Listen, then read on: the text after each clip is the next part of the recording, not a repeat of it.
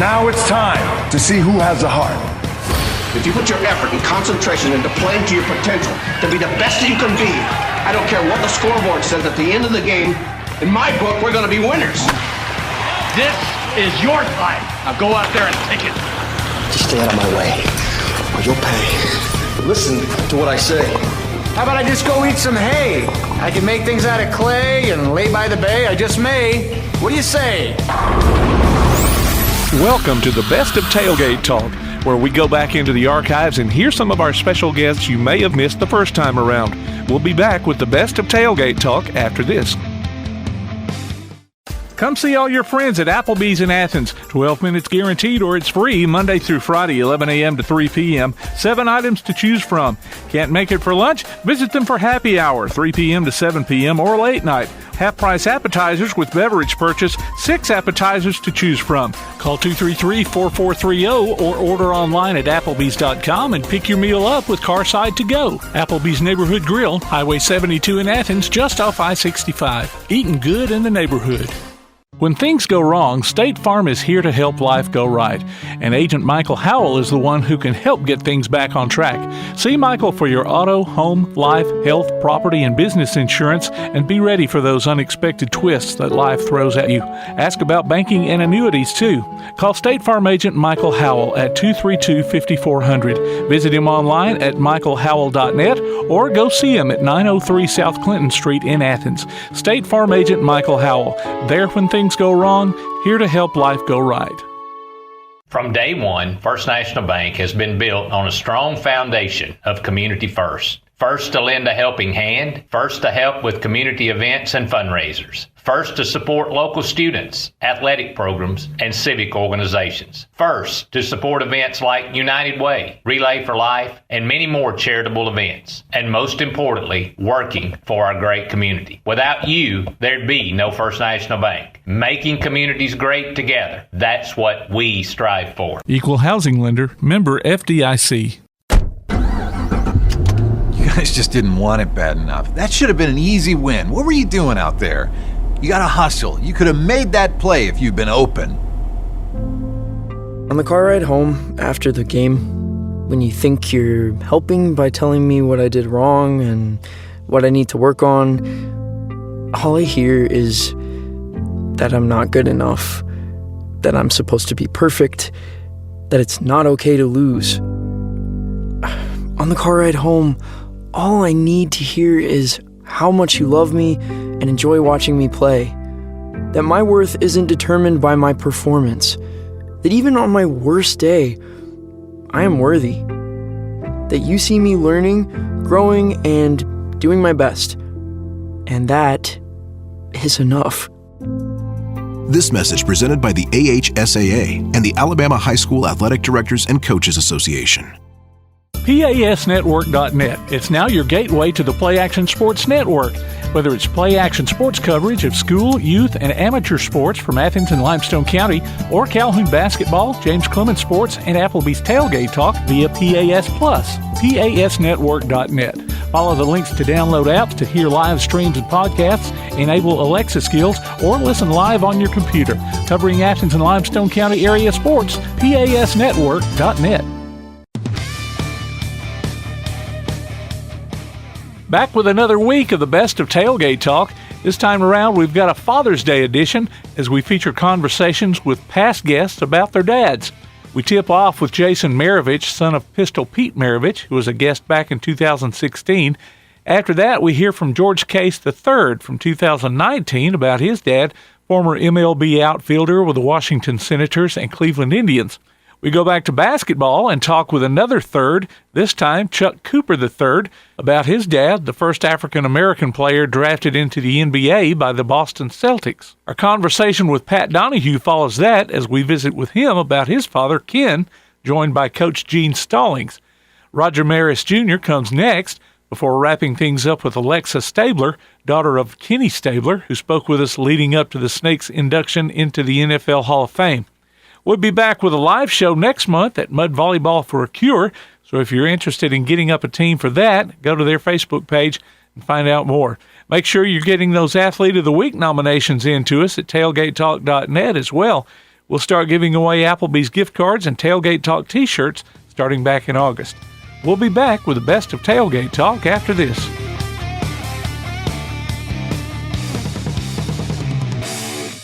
P4 Therapy is an outpatient provider offering community-based care with a unique partnership model that allows them to consistently deliver world-class outpatient care, emphasizing personalized hands-on treatment. Whether it's orthopedic, physical, geriatric, or manual therapy, sports or neuro rehab, telehealth, or most any type of muscle or joint pain, P4 Physical Therapy promises to treat you with integrity, compassion, faithfulness, and selflessness. Locations in northern Alabama and southern Tennessee. Look for them on Facebook or online at p4physicaltherapy.com. Daly & Son Car Care is Ardmore's only one-stop auto repair and tire shop. Whether it's major mechanic or brake work or routine maintenance like an oil change or lube job, Daly & Son Car Care has been satisfying customers all over with their fast and friendly service. They're also your headquarters for quality Cooper tires. Stop by and see Wayne, Nikki, or Dale at 25600 Main Street in Ardmore, Tennessee, or call them at 931-427-4651. They're on Facebook, too. Daly & Son Car Care, open Monday through Friday, 7:30 till 5, and Saturday, 7:30 till noon. Home security is not what it used to be. With Secure Connect and smart home integration features, you can unlock your doors and turn off your alarm from your smart home app. No more hiding a key under a rock. Get Secure Connect and live life connected. Call Ardmore Telephone Company at 800-830-9946 to secure your home today. While others have come and gone, the Lion's Den Gym has been roaring as a workout and exercise fixture in Athens, growing from its humble basement beginnings in 1981 to their current 10,000 square foot location at 212 Commercial Drive in Athens. The Lion's Den offers 24/7 access to their ever-expanding equipment collection that includes treadmills and climbers, elliptical trainers, stationary bikes, loose weights and dumbbells, and over 45 different weight machines. Contact the Lion's Den Gym about a membership today at 256-652-2627. Visit them online at lionsdengym.com or on Facebook, The Lions Den Gym, 256-652-2627. Now that you've got that new place on the water, BP Riverworks can finish the picture with a boathouse, dock, or seawall. Call Barron Pugh at 251-200-2273 or Tracer Pugh at 256-206-7097. BP Riverworks. Licensed and insured, 251-200-2273 or 256-206-7097. Welcome back to the best of Tailgate Talk on 1080 WKAC. Here on the Applebee's hotline, we've got son of basketball great Pistol Pete Maravich, Jaeson Maravich. Jaeson, this is Tom McClung with Applebee's Tailgate Talk. Welcome to the show, sir. I appreciate it, man. Looking at your website, you've got a lot of basketball. Give us a rundown of your story now. What you're doing with the basketball and promote your website that you have going on. I just finished playing ball about 4 years ago. I was up there in Dallas playing for the NBA Developmental League team. Now I train kids, like do individual training and group training, and we also have a website where we promote my dad's like some clothing line and hats and stuff like that have Pistol Pete on all the stuff. Sweet. And for those out there listening, this is MaravichBasketball.com. Yes, sir. Yeah, yes, sir.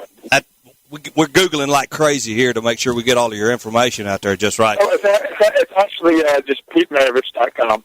PeteMaravich.com? Okay. Right. PeteMaravich.com then. Okay. Todd, we have our resident basketball expert here on the line. His name is Todd Tomlin, and Todd's got a lot of stuff. He's been excited ever since they found out that you were coming on the show last week. Yeah, Hi, Jason. How you doing, bud? I'm good. How are you? I'm fine, man. Listen, thank you so much for coming on, and the resident expert. They throw that around too loosely. I love basketball. I'm certainly not an expert at it, but I did want to say, it looks like you are doing some great things since you've left the NBA or the developmental league, and I hate that didn't work out, but you know what? God's obviously put you in a good spot, and you're doing great things, and teaching kids the game of basketball, the way your dad did, at times, and it's really cool to be able to go back and see a lot of his videos and yours as well. I guess one thing I wanted to ask was just, of course, I'm sure you've been asked this a million times, but just being the son of Pistol Pete Maravich, growing up, how much pressure, especially when you got older. You did some great things in the NAIA and, of course, set some scoring records and things of that nature, and that was phenomenal. But always being compared to your dad, how hard was that? Very difficult, man. It was kind of like I called it like the blessing and the curse. I mean, I was proud as can be that he was my father. At the same time, trying to follow in his footsteps is extremely difficult because he set just unbelievable standard.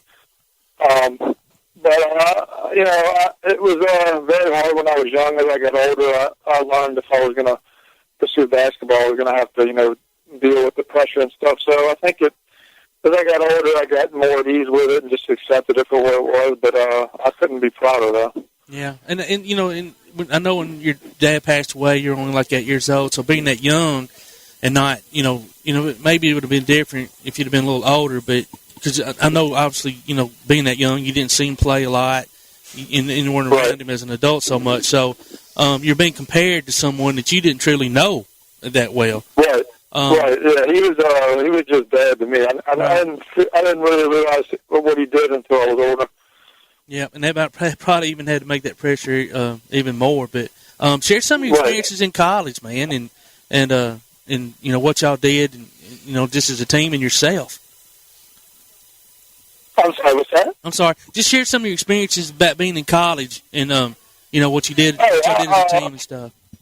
Yeah, I loved college. Was the best time I ever had playing ball. I had great teammates everywhere I went. And plus, I went to like 4 different schools. I had to transfer because of lost credits and stuff like that. But the majority of the schools I went to were built around my game, which is run and gun. Yeah. So it was fit perfect into my style. I tried to emulate my dad as best as I could. I wasn't nearly as flashy or anything, but playing ball in college was something I'll never forget, man. It was the best time I've ever had of playing ball for sure because it's not a business yet, and it's kind of like almost an extension of high school. You still play for the love of the game and stuff like that.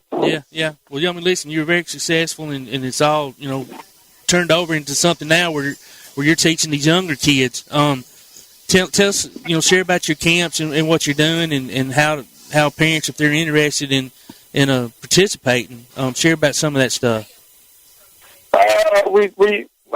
The camp stuff has been kind of hit and miss. I mean, I've done some camps.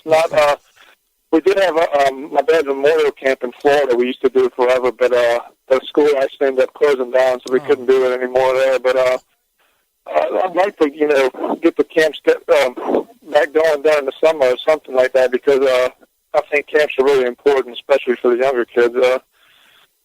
So I think my goal, one day is to have camps like in a different area, like during the summer, a different week, have it at a different place.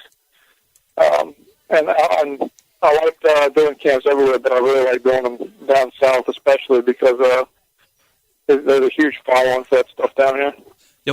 This is Tom again, Jason. When my son was young and growing up, we used to carry him to all of those football camps and basketball camps. Still got a picture of him at Auburn with Coach Cliff Ellis when he was just a little tyke. And I want to add to your admonition for parents to take their kids out to camps and spend that extra time with them and teach them the game at a young age. That's when they start learning their basketball habits, I guess.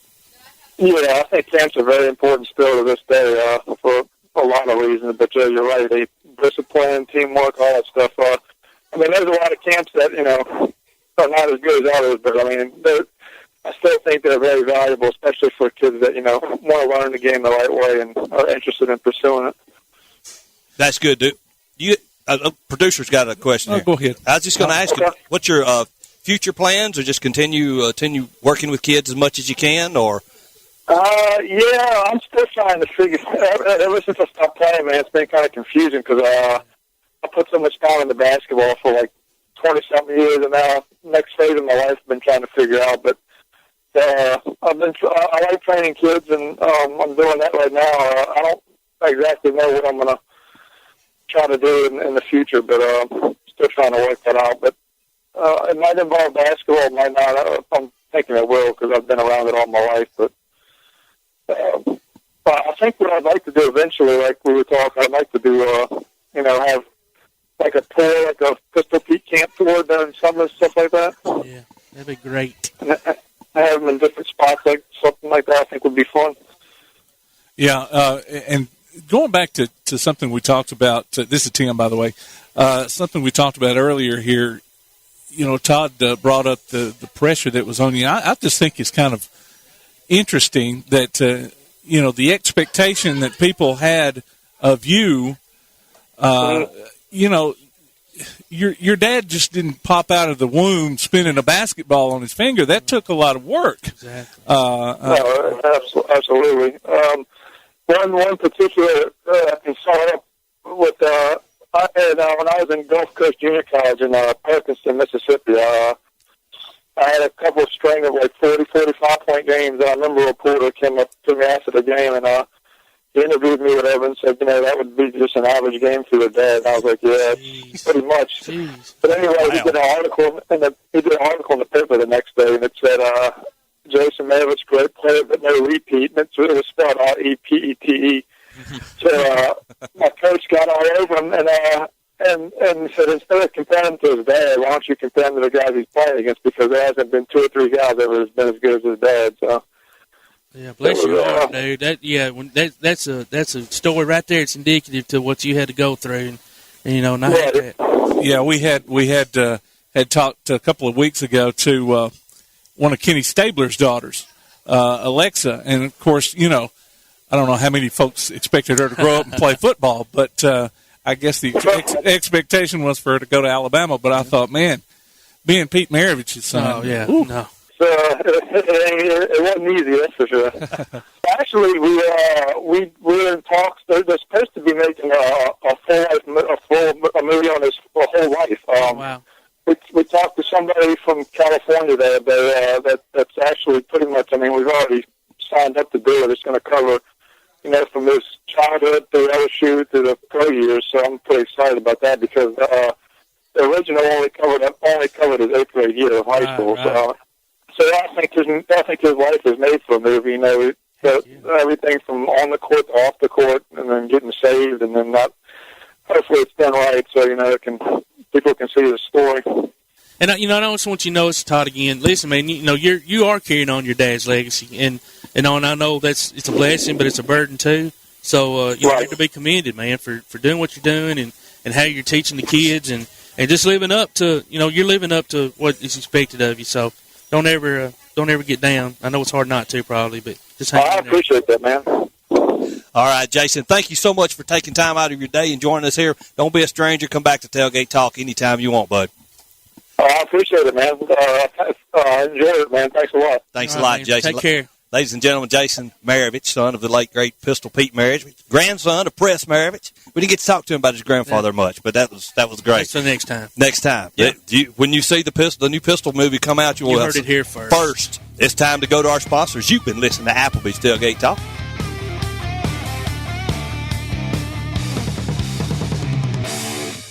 Bring a little caffeination inspiration to your next event with Travelin' Tom's Coffee of Athens. Turn up the heat in these cooler months with their signature products, including a full coffee menu, white chocolate mocha, lattes, frappes, energy drinks, lemonades, and teas. Travelin' Tom serves events of any size, concerts, neighborhood block parties, high school football games, you name it. Travelin' Tom's Coffee of Athens is sure to make any event a little sweeter. Visit Travelin' Tom's Coffee of Athens on Facebook or call them at 434-1734. Travelin' Tom's Coffee of Athens. Limestone Drug, located on the square in downtown Athens, is your local Health Mart pharmacy. As your local Health Mart pharmacy, Limestone Drug is locally owned and has a personal commitment to the community. Limestone Drug honors prescription drug plans, including Medicare. They accept flex spending cards and fill prescriptions in minutes, not hours. Limestone Drug knows there's nothing more important than your family's well-being. So shop Limestone Drug at 200 West Market Street in Athens. Your local Health Mart pharmacy. Limestone Drug, caring for you and about you. Your roof is the first line of defense for your home. Do you have water stains on your ceiling, paint peeling off your walls, shingles missing? It's probably time for you to get your free roof inspection. Locally owned and operated, licensed, and insured, Yellowhammer Roofing is the Yellowhammer State Hometown Team. Yellowhammer Roofing. Let our family protect what's most important to you, your family. 256-232-1933 or online at yellowhammerroofing.com. For screen printing, sign printing, banners, logo design, and more, look no further than That Shirt Printing Place. Located at 709 North Jefferson Street in Athens. Call 256-444-1827. That Shirt Printing Place. Visit them online at thatshirtprintingplacellc.com. Look for them on Facebook too. That Shirt Printing Place. 256-444-1927. That Shirt Printing Place. In school sports, it's easy to see the wins, the moments that make headlines. But there's so much work that goes unseen for any of it to happen. My name is Phil Risen, and I'm the Executive Director of the National Interscholastic Athletic Administrators Association. Throughout the country, athletic administrators dedicate countless hours to making life-changing opportunities possible for student athletes through sports. Their sacrifice is fueled by the belief that every student can grow and deserves their time to shine. On behalf of the NIAAA, we want to thank every athletic administrator for your tireless dedication to providing 7.8 million students across the country a path to a better future. This message presented by the NIAAA, the National Interscholastic Athletic Administrators Association.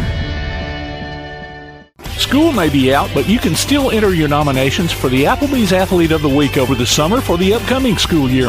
Just go to tailgatetalk.net and fill out the form. While you're there, check out the Tailgate Talk archives and see what you might have missed. That's the Applebee's Neighborhood Athlete of the Week. Enter your nominations today from Applebee's Neighborhood Grill, Tailgate Talk, and 1080 WKAC. You're listening to the best of Tailgate Talk on 1080 WKAC. We are joined now by George Case III, who is the son of former four-time All-Star and former outfielder for the Washington Senators and Cleveland Indians, George Case Jr. George, how you doing? Fine. Thank you very much for having me on. Before we get to talking about your dad, I was trying to find some information about you, and I pulled up your Facebook page, and you have DVDs going back into the World War II era, and talking about baseball back in those days. You want to tell us a little bit about that?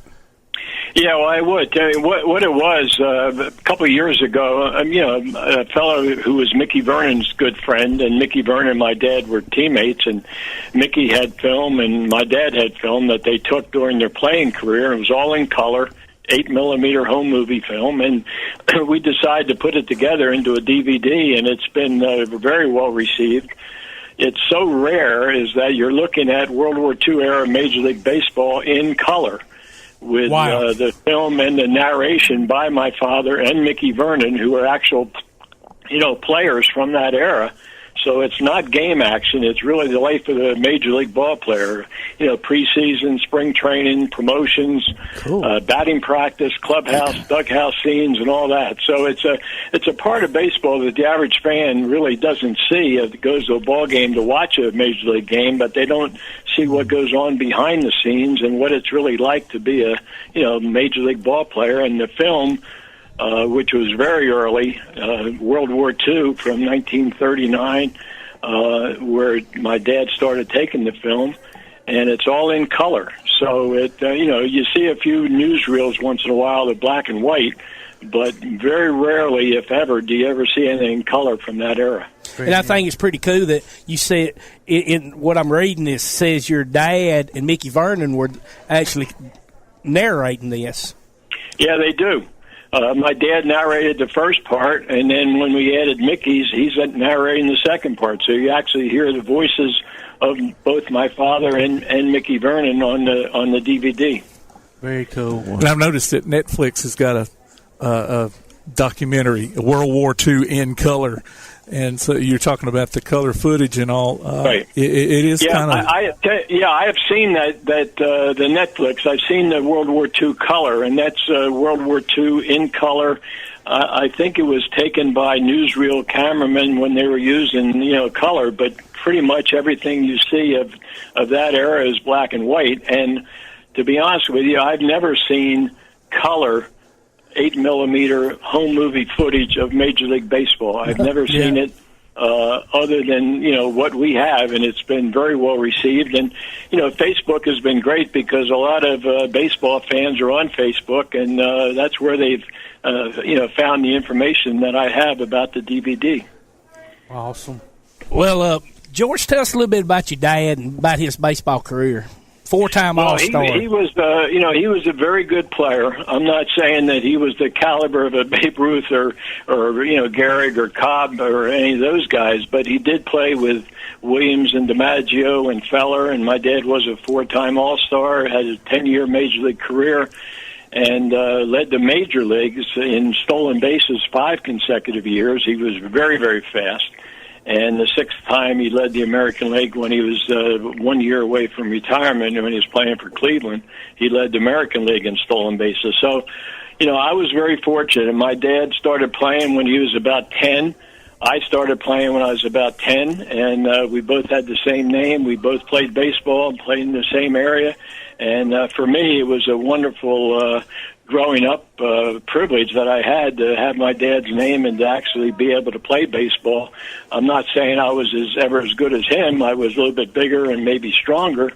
My dad was very fast. He was a world-class runner.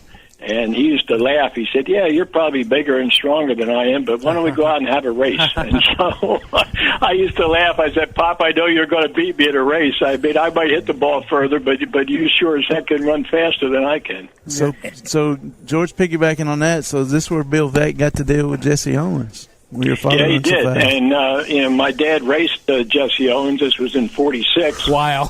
and I've got the pictures, and we put them on. They're in the DVD at the actual race itself because my dad gave the camera to somebody who took it. So it's only 10 seconds of footage, but Jesse ran the 109.9, and my dad ran it in 10 flat. So it was a real honor for him to. That's not bad. Yeah, they were pretty quick, and I happened to meet Jesse about 15 years later. I was at Rutgers, and he was visiting the campus, giving a little talk. And afterwards, I went down, and he put his arm around me. He said, "Let me tell you something about your father." He said he was so competitive. He said after we had the race, he said, "Come on, Jesse, let's run around the bases." I said, "George, there's no way I'd do that. You're the best at that. I just run a straight line." So, so speaking about stealing bases and things of that nature, George, so what do you think about the game today and how there's not really any movement? It's either a strikeout or home run. Right. Nobody steals bases. I'm not a fan. I am not a fan of today's game. I've always been brought up to play fundamental baseball, and the guys today, I mean, they want to jack them out and they want to hit home runs, and they wind up hitting a home run or they strike out, and that's what the game's become. Yeah, I mean, you used to see guys get 90 to 100 stolen bases a year, and now their team leader will be 30 stolen bases. If you steal 30, you're awesome in their eyes, But it is. Yeah, it's a different world. It's a different strategy that they use today. They'd rather hit the ball a home run. Fans like home runs and that kind of thing. But if you really are a baseball purist and somebody like myself, I grew up. My dad was not a home run hitter at all, but he learned fundamental baseball, which he taught me. And that's, you get on base, you get into scoring position, and then somebody, knocks you in. So and it's so much more fun to watch. I mean, just the whole strategy of it. Like now,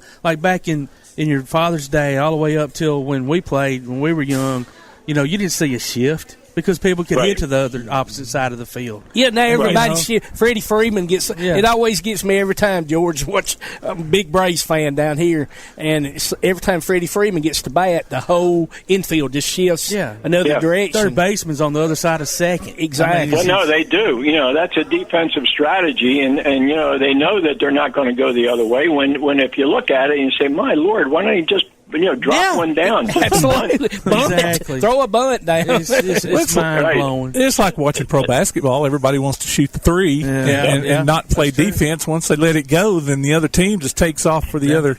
Or, I mean, your teammates would take off for the other end of the and not even go for a rebound. So, Well, I know. I played college basketball as well, and I know the three-point, when I played, there wasn't such a thing. I mean, we had to learn, we'd move the ball around and look for the open guy, and guys were driving, all that kind of stuff. Now you watch the NBA, and I watch it, but I'm not a big fan of the way they play today either. But, I mean, they drive down the lane, and instead of going all the way, they're looking to kick it back out where a guy can shoot a three. 2 feet away from the basket, and they throw it where they're 30 feet out. It's amazing. Right. And then getting back to baseball, George, now you got instant replay. Come on.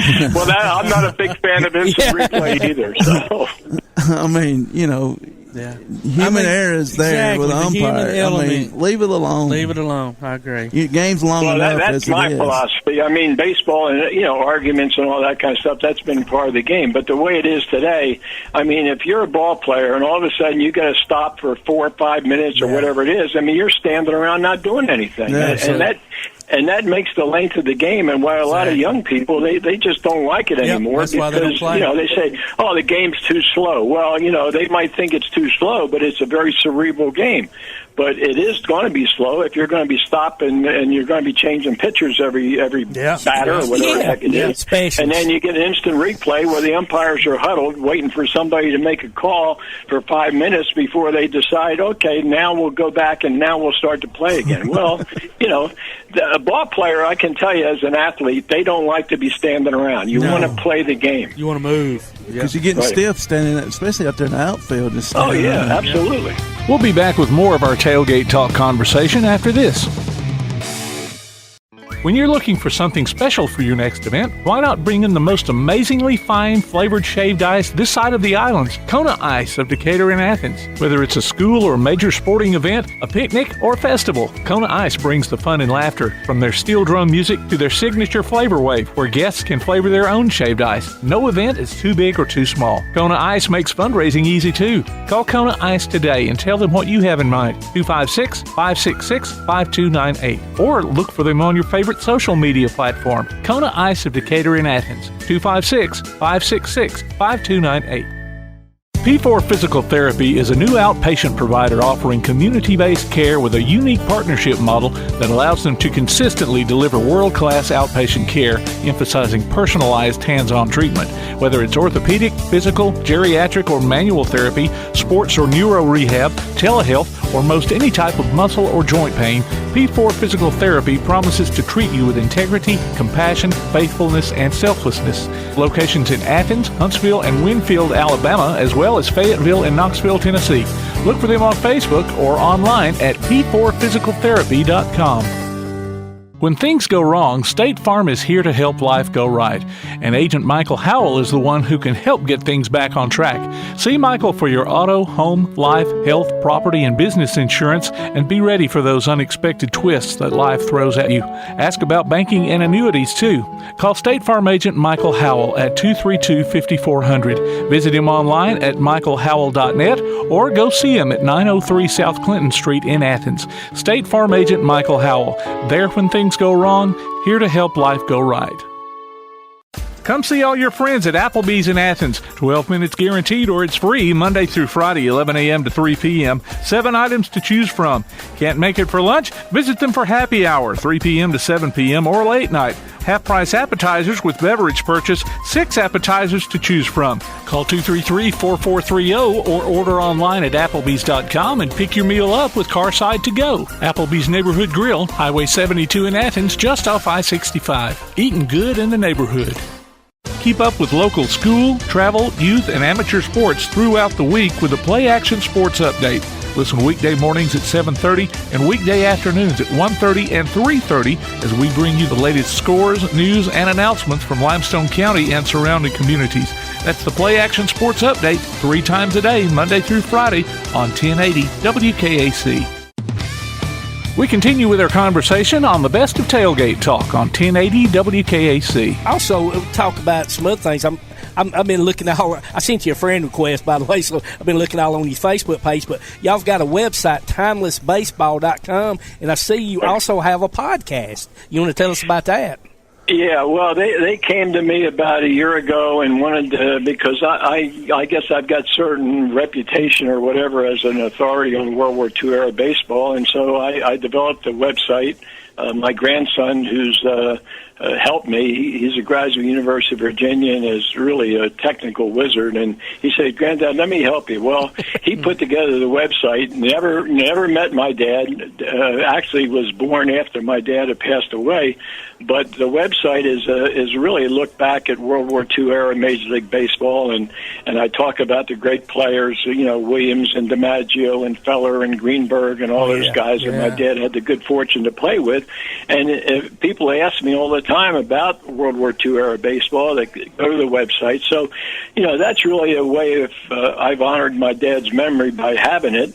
And my children came up with the idea of using that name, Timeless Baseball, because that's what it is. It's to look at baseball, 56 years ago that really meant something. It was our national pastime at the time. Today it's not, but back then it was a look, and the website for me has been a lot of fun. I do it just about every day. I update it on Facebook, and Tim, I think that's where you probably saw it. Yep.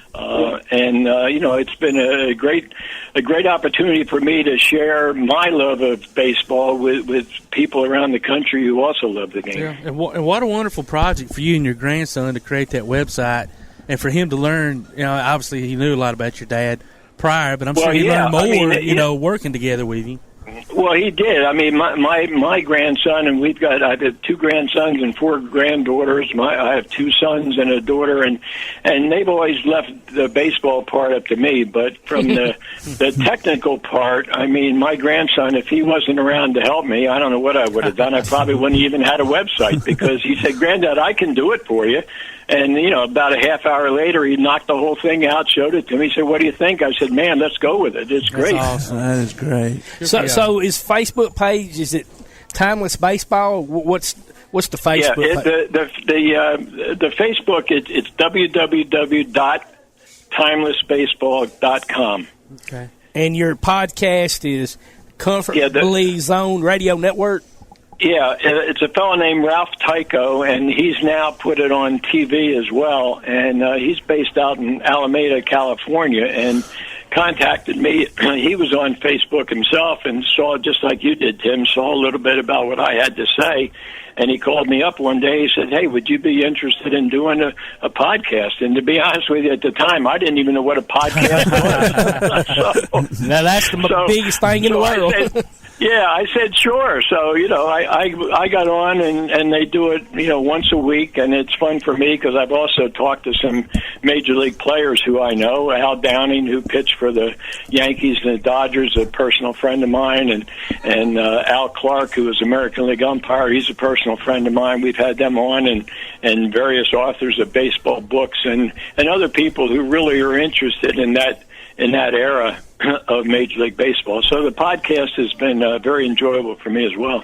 Yeah, now Ralph was a Facebook friend of mine before I connected up with you, and so, but growing up, did you go to a lot of games? I went to a lot of games. I went to a lot of games as a baby. So I could tell you I don't remember much of it, because my mother said the first time she took me to a ball game, I was about 6 months old, and she had me in her arms. I fell asleep.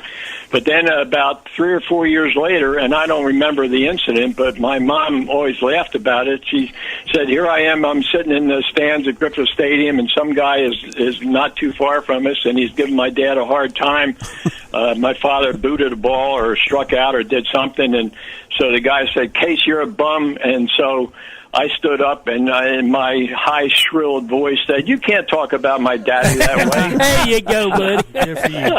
That's awesome. My mother laughed. She said, that guy never said boo the rest of the game.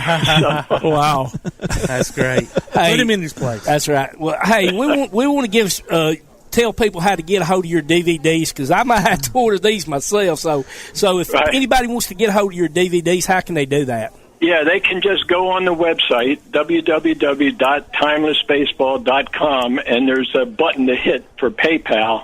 It's $29.95, and that includes the shipping, and they can order it right off the website. So that's the way people have been doing it. And then I keep an inventory and, ship them out as soon as I get the order. If they use it PayPal, I can ship it right away rather than wait, for a check to clear. That's great. Well, George, it's been great talking to you, and man, we'd love to have you back again. And like I said, we remember. Like I said, we're a little bit younger, but we remember growing up. Seeing all these. We remember the good days of the baseball. good old days of baseball. And that's what we love talking about, and we would love to have you back on again sometime. Well, I enjoyed it. Thank you very much, gentlemen. And I wanted to mention one thing before I go. There is a guy who you might have known named Fred Sankton. Yeah. Yes, sir. Absolutely. Sankton Sporting Goods. Yeah, well, Fred and my dad were teammates with Washington. I used to be in the athletic footwear business, and I met Fred one time. I was down in Birmingham or someplace, and then I know Fred eventually sold his business to Hibbett's, and Hibbett's was a customer of mine when I was in the business as well. So I do have a connection to you guys down there, I didn't realize it until I started to do a little research. And when I went down to Sankton one day, and he said, "Oh, by the way, I wanted to let you know, you and your dad and I were teammates." And so it was a great thing for me because I know Fred was I think he was an All-American at Alabama, yes, sir. Alabama. Yeah. He sure was. Yeah, we had a Fred Sankton store here in Athens, and I bought a few tennis shoes from him. That's right. Oh, is that right? Yeah, we sure did. Yeah. That's great. Well, George, I wanted to mention it, guys, and hey, thanks very much for calling. Thank you, George. We appreciate it. Hope to have you back again sometime. My pleasure. Thank you. Bye-bye. Bye-bye. That was George W. Case III. And like I said, when you do a little searching, we was like, we'll talk about his dad. When you do a search on him, we found about all this other stuff about him. Who knew that his dad played with Fred Sankton? And I don't think he knew. I started to mention that he didn't, but about Jesse Owens, just being born right down the road from us. Exactly. So there's a lot of stories tied to Alabama with it. You're listening to Applebee's Tailgate Talk on the Big 1080. From day one, First National Bank has been built on a strong foundation of community first. First to lend a helping hand, first to help with community events and fundraisers, first to support local students, athletic programs, and civic organizations, first to support events like United Way, Relay for Life, and many more charitable events, and most importantly, working for our great community. Without you, there'd be no First National Bank. Making communities great together, that's what we strive for. Equal housing lender, member FDIC. Daly & Son Car Care is Ardmore's only one-stop auto repair and tire shop.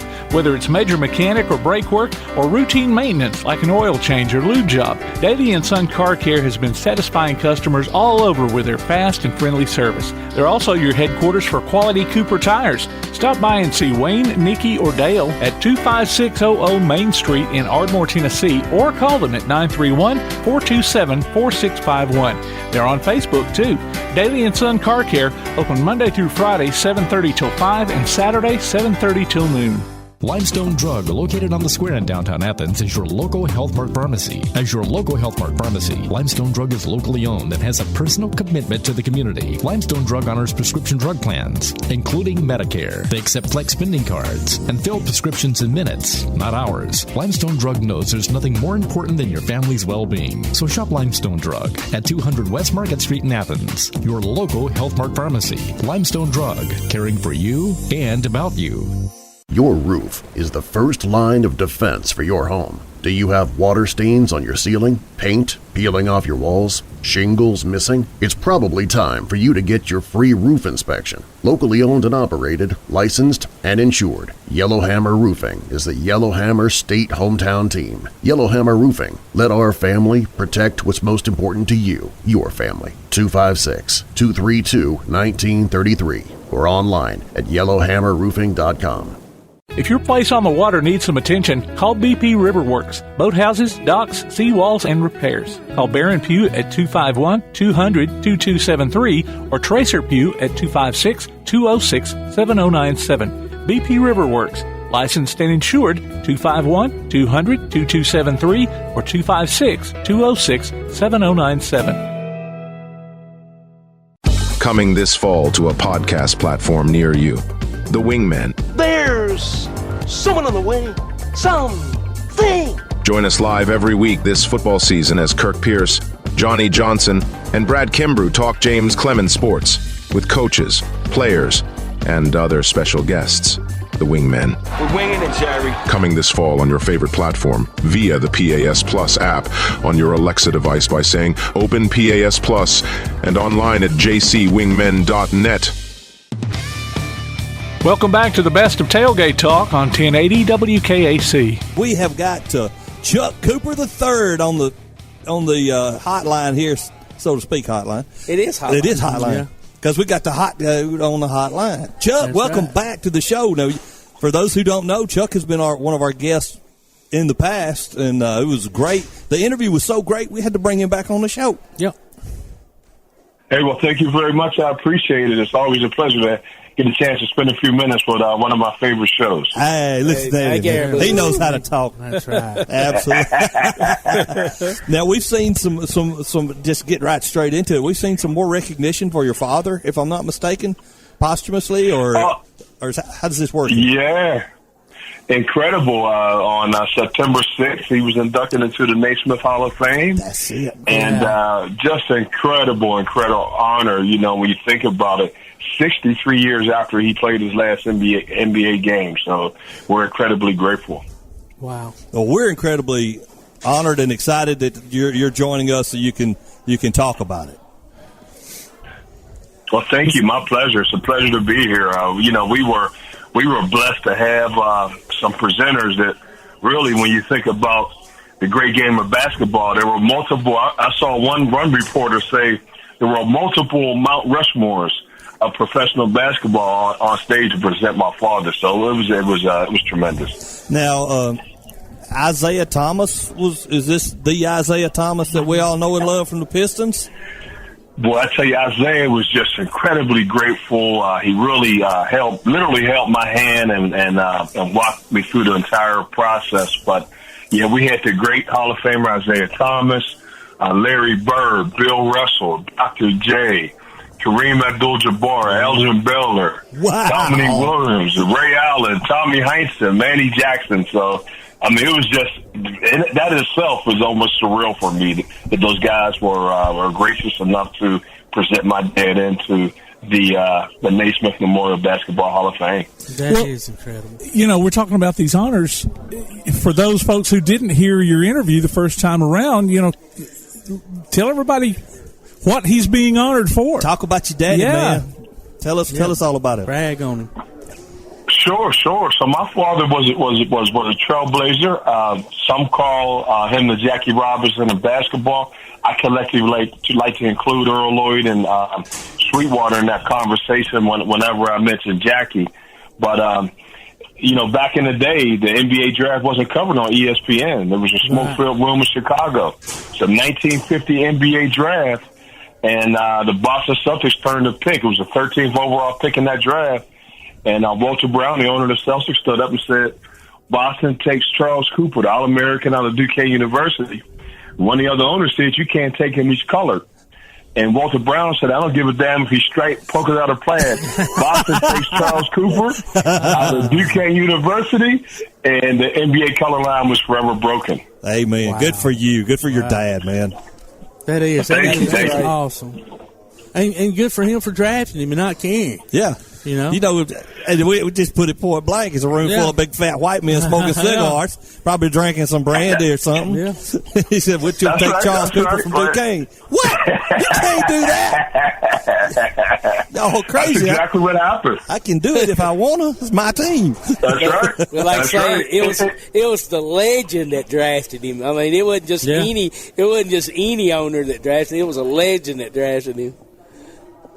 That's correct. And, the Boston Celtics organization, and I'm blessed to have a great partnership with them through the Chuck Cooper Foundation. But, they drafted my father, so they broke the barrier. They started the first all-black starting five in the NBA. Yeah. In the NBA. They had the first black head coach in Bill Russell And even today, they have some social justice initiatives aimed at really bringing people together. So we're blessed to have the Boston Celtics as a legacy partner. Yeah. So I was going to say, just tell us a little bit about your foundation and what all it's doing right now. So we award scholarships, and we're based out of Pittsburgh. So right now they go to graduate level students in the Pittsburgh area. And the reason why we selected graduate level students is because my father actually got his master's degree after his NBA career.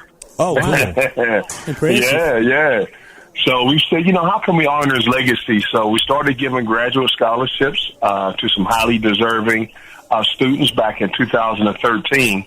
And since then, we've awarded almost $250,000 in scholarship support.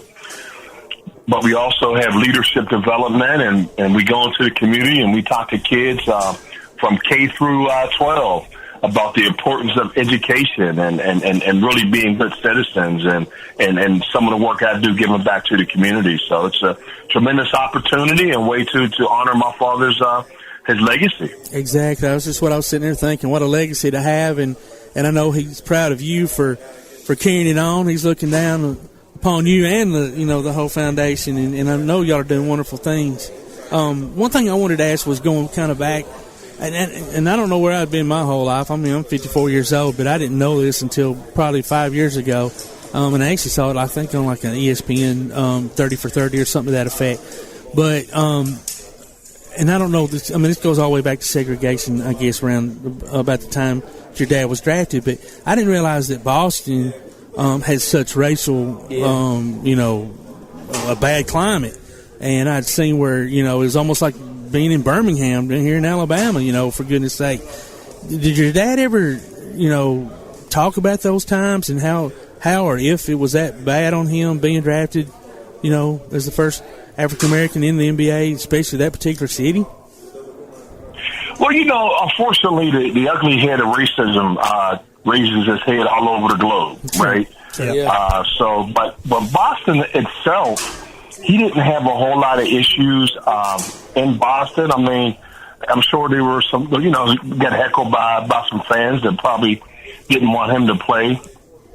Most of his toughest times were traveling, and particularly traveling down south where, segregation. I remember there's a story with they were playing in Raleigh, North Carolina, and he wanted the team was going to stay in the hotel. They wouldn't let my father stay. So he said, he told Red Auerbach, the Hall of Fame coach of the Celtics, he said, Red, you know what, I'll catch the train back to Boston. And his good friend and teammate, Bob Cousy, said, Chuck, if you're going to do that, I'll go with you.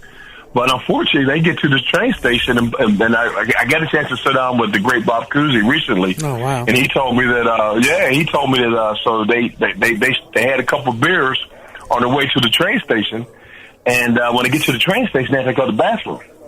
Oh, wow. So they get to the bathroom, and it's separate restroom facilities.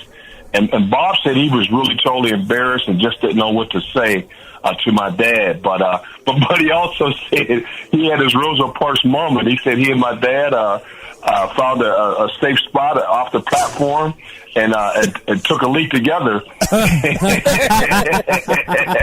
That's great. So they in their own way, I think they got even a little bit. That's what you call fight to power. That's right. That's right. That's exactly right, gentlemen. Yeah. So those sort of things. Not being. When you think about it, team the mental health aspect of anything that you do, but teams, they bring. Psychologists and motivational speakers, to come in and bring teams together so that they're ready to fight and compete for championship. But yet, those early African-American pioneers like Jackie Robinson and my father and Earl Lloyd and Sweetwater Clifton, they couldn't even eat dinner with their team, right? Yeah. So, how it amazes me, like how these guys were able to play at a professional level, dealing with all that nonsense that they had to deal with off the court. Yeah, absolutely. And it's amazing that they were able to do what they done with going through those circumstances, man. Yeah, exactly. So right, absolutely. So, guys, anything else you want to feel like I'm drawing a blank, but no, it's no. I mean, it's just there's so much to bring in. Like so, all right. So, how many championship teams was your dad on? It's funny. That's a great question. So he left.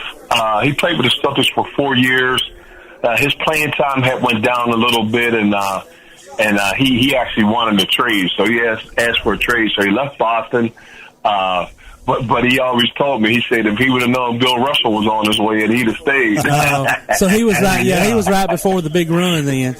Yeah, the big run didn't come until Mr. William Felton Russell got there, right? Yeah, he changed missed out on the championships. Yeah, that changed the climate just a bit. Yeah, he just said, dog, if I knew that was happening, I'd been good. I just sat there a little bit longer. Well, Chuck, that's right. Tell us a little bit about the foundation that you have. Well, I'd already asked him about that. Oh, okay. Well, yeah, I just sat there and asked him about that. So he asked for a trade. We'll just stay on that story. So he asked for a trade. Where did they end up trading him to? After he ended up going to the Hawks organization. Yeah. St. Louis Hawks. And and then finished up his last year with the Pistons. So that's why when you look at the presenters, I tried to get guys to present my dad into the Hall of Fame from either teams he played with or guys that he had a lot of respect and appreciation for. So. Yeah, well, he certainly set the foundation for what the NBA is today, and without the sacrifices that he made, and he made a lot. Oh yeah, I mean, some of the stuff that that him and the other African American players had to take. I mean, I'm sure there's stories that he probably maybe didn't tell you because he didn't want you to have to hear it. That was your dad, and he didn't want you upset. I don't know, but yeah, the sacrifices that him and the others made. I hope that the younger players and the players that are playing today understand that they set the foundation. Absolutely. I strongly believe that, the players, the all the stakeholders of the NBA, owe those guys a gratitude for what they endured. And, I think my dad would be proud. I mean, the NBA is one of the most diverse leagues in the world now, probably second to only soccer. So, and it's doing well. So I know he would be very proud that, he was the one people to help integrate that league and get it off the ground. Yeah. Well, Chuck, if anybody wants to help out with the foundation, wants to give money or find out more about the foundation, how can they get in contact, or what's the website or whatever?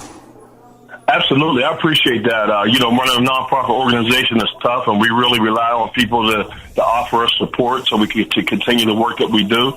But if they go to the ChuckCooperFoundation.org, ChuckCooperFoundation.org, it'll pop right up, and there's an opportunity to donate and take a look. And there's a connection to our YouTube channels. If anybody wants to see my dad playing, he was crouching over, finger rolling, and dunking back in 1950. So it's a lot of fun to watch that stuff. But you also get a chance to see some of the great work that we're doing in the Pittsburgh community. That finger roll is probably my favorite shot. Oh, yeah. George they wanted to give Connie Hopkins a Dr. J credit for the finger roll. And I got to tell him, wait a minute. He might have got famous for it, but he did not create it. There was many pioneers. Right. That's right. Now, I will say they perfected it. They took it to another level. Yes. Dr. Julius Erving. Absolutely. See, I always remember Wilt Chamberlain's finger roll. Wilt Chamberlain had the finger roll. George Gervin is the finger roll team. The ice man. And Kareem with the sky hook. Because that's me. I'm watching him. From Dad would tell me, we're watching on TV, Dad would tell me, you need to learn the hook shot. Cannot defend it. Dad, I'm 5'2". I can't learn a hook shot. Hey, I watched a piece on Wilt Chamberlain the other day. He was playing as an alias when he was 16 years old in the professional league. What? And one game he scored like 48 points. Wow. 16. Well, at 16, he was probably 6'8" or 6'9". So. Absolutely. Yeah. But at 16, to physically dominate some pros, I mean, that's crazy. That's some grown men, that's right. Chuck, we'd love to talk all morning, buddy, but our time is gone. Thank you so much for taking time out of your schedule to come on and talk with us. Always an honor and a pleasure. Thanks, Chuck. As always. Ladies and gentlemen, Chuck Cooper. Go to ChuckCooperFoundation.org and help out this wonderful foundation. Yep, absolutely. Thank you, bud. Hey, ladies and gentlemen, it's time to take a quick break.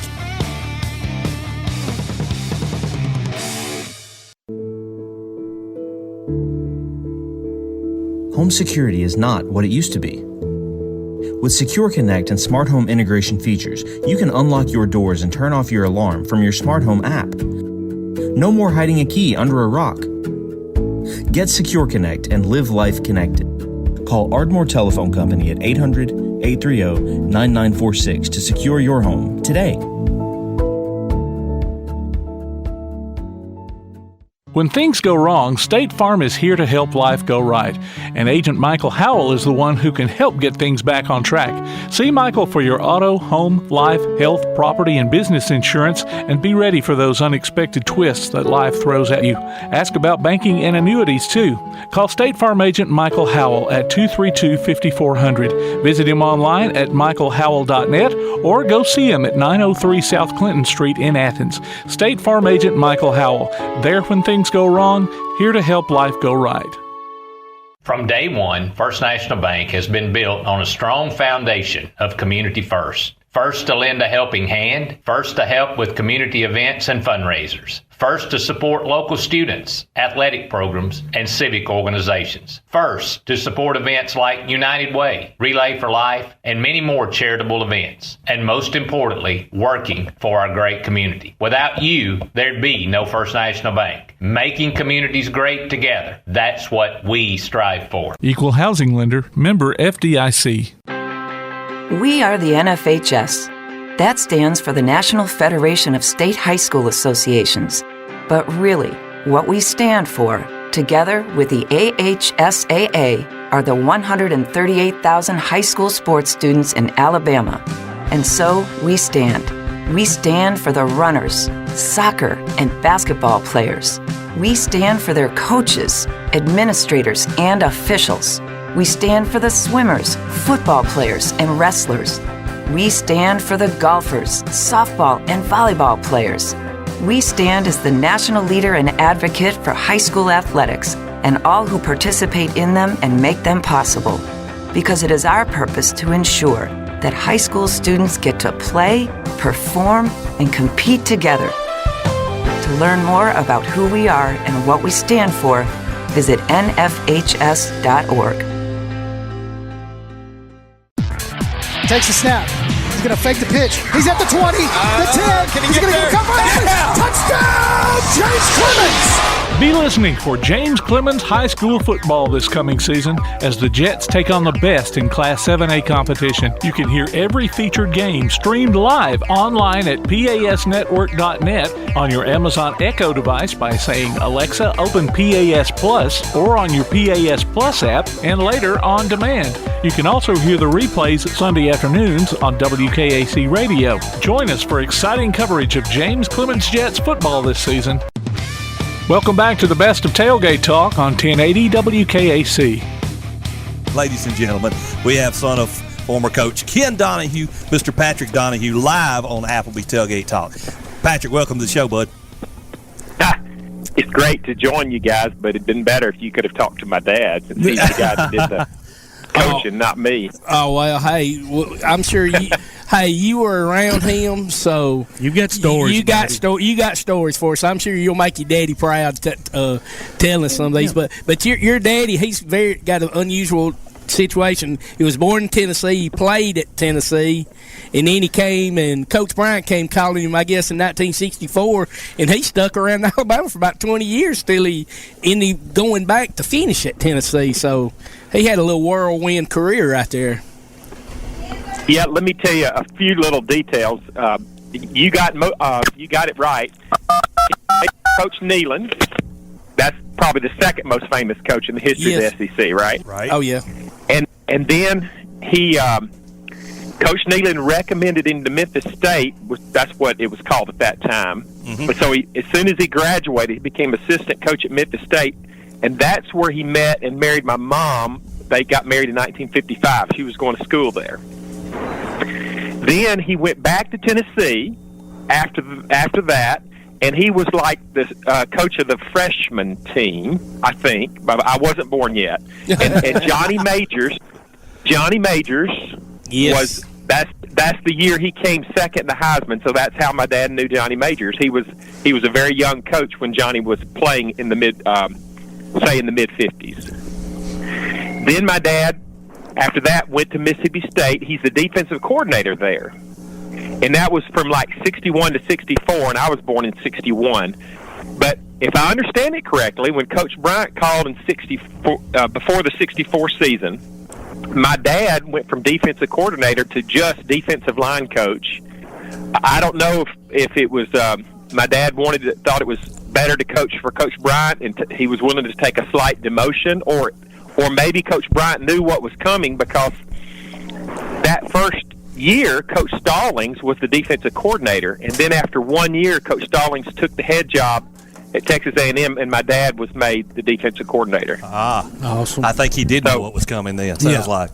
So that's how my dad knew, and Coach Stallings had always been friends through the years, because they did coach that 1 year. And as a matter of fact, Coach Stallings had a John Mark, a son with Down syndrome, and I do too. I have one. Turned 18 years old yesterday, Wesley. Happy birthday, Wesley! Yeah. So later, so my dad was made first defensive line coach, which he was his whole career. Then defensive coordinator after 1 year, and by the way, his first year in 64 was Joe Namath's last year. So my dad was there for those 64 and 65 national championships. Then later, my dad was also made the assistant head coach at Alabama, and then he was there for the rest of the time that Coach Bryant was there, and then for 2 years under Coach Perkins at Alabama. Then he went back to Tennessee. Coach Majors called him and got him to come back to Tennessee. That's right. So, do you have any recollection of how what he thought of Coach Perkins, what it was like to work for him after, because there was such a big transition, from Coach Bryant to Coach Perkins? All right. My dad's a lot better person than me in the sense he never, ever talked bad about somebody. So even though him and Coach Perkins parted ways after 2 years, he never said a negative thing about Coach Perkins. What happened when Coach Perkins took over, he replaced all of the offensive staff, including Coach Moore.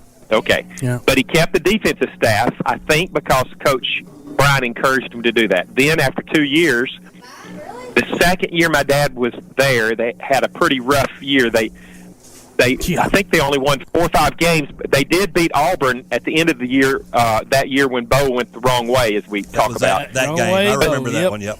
Yeah, but as far as we either won 500, went 500 or a little bit less, and so then Coach Perkins got rid of all of the defensive staff after that year.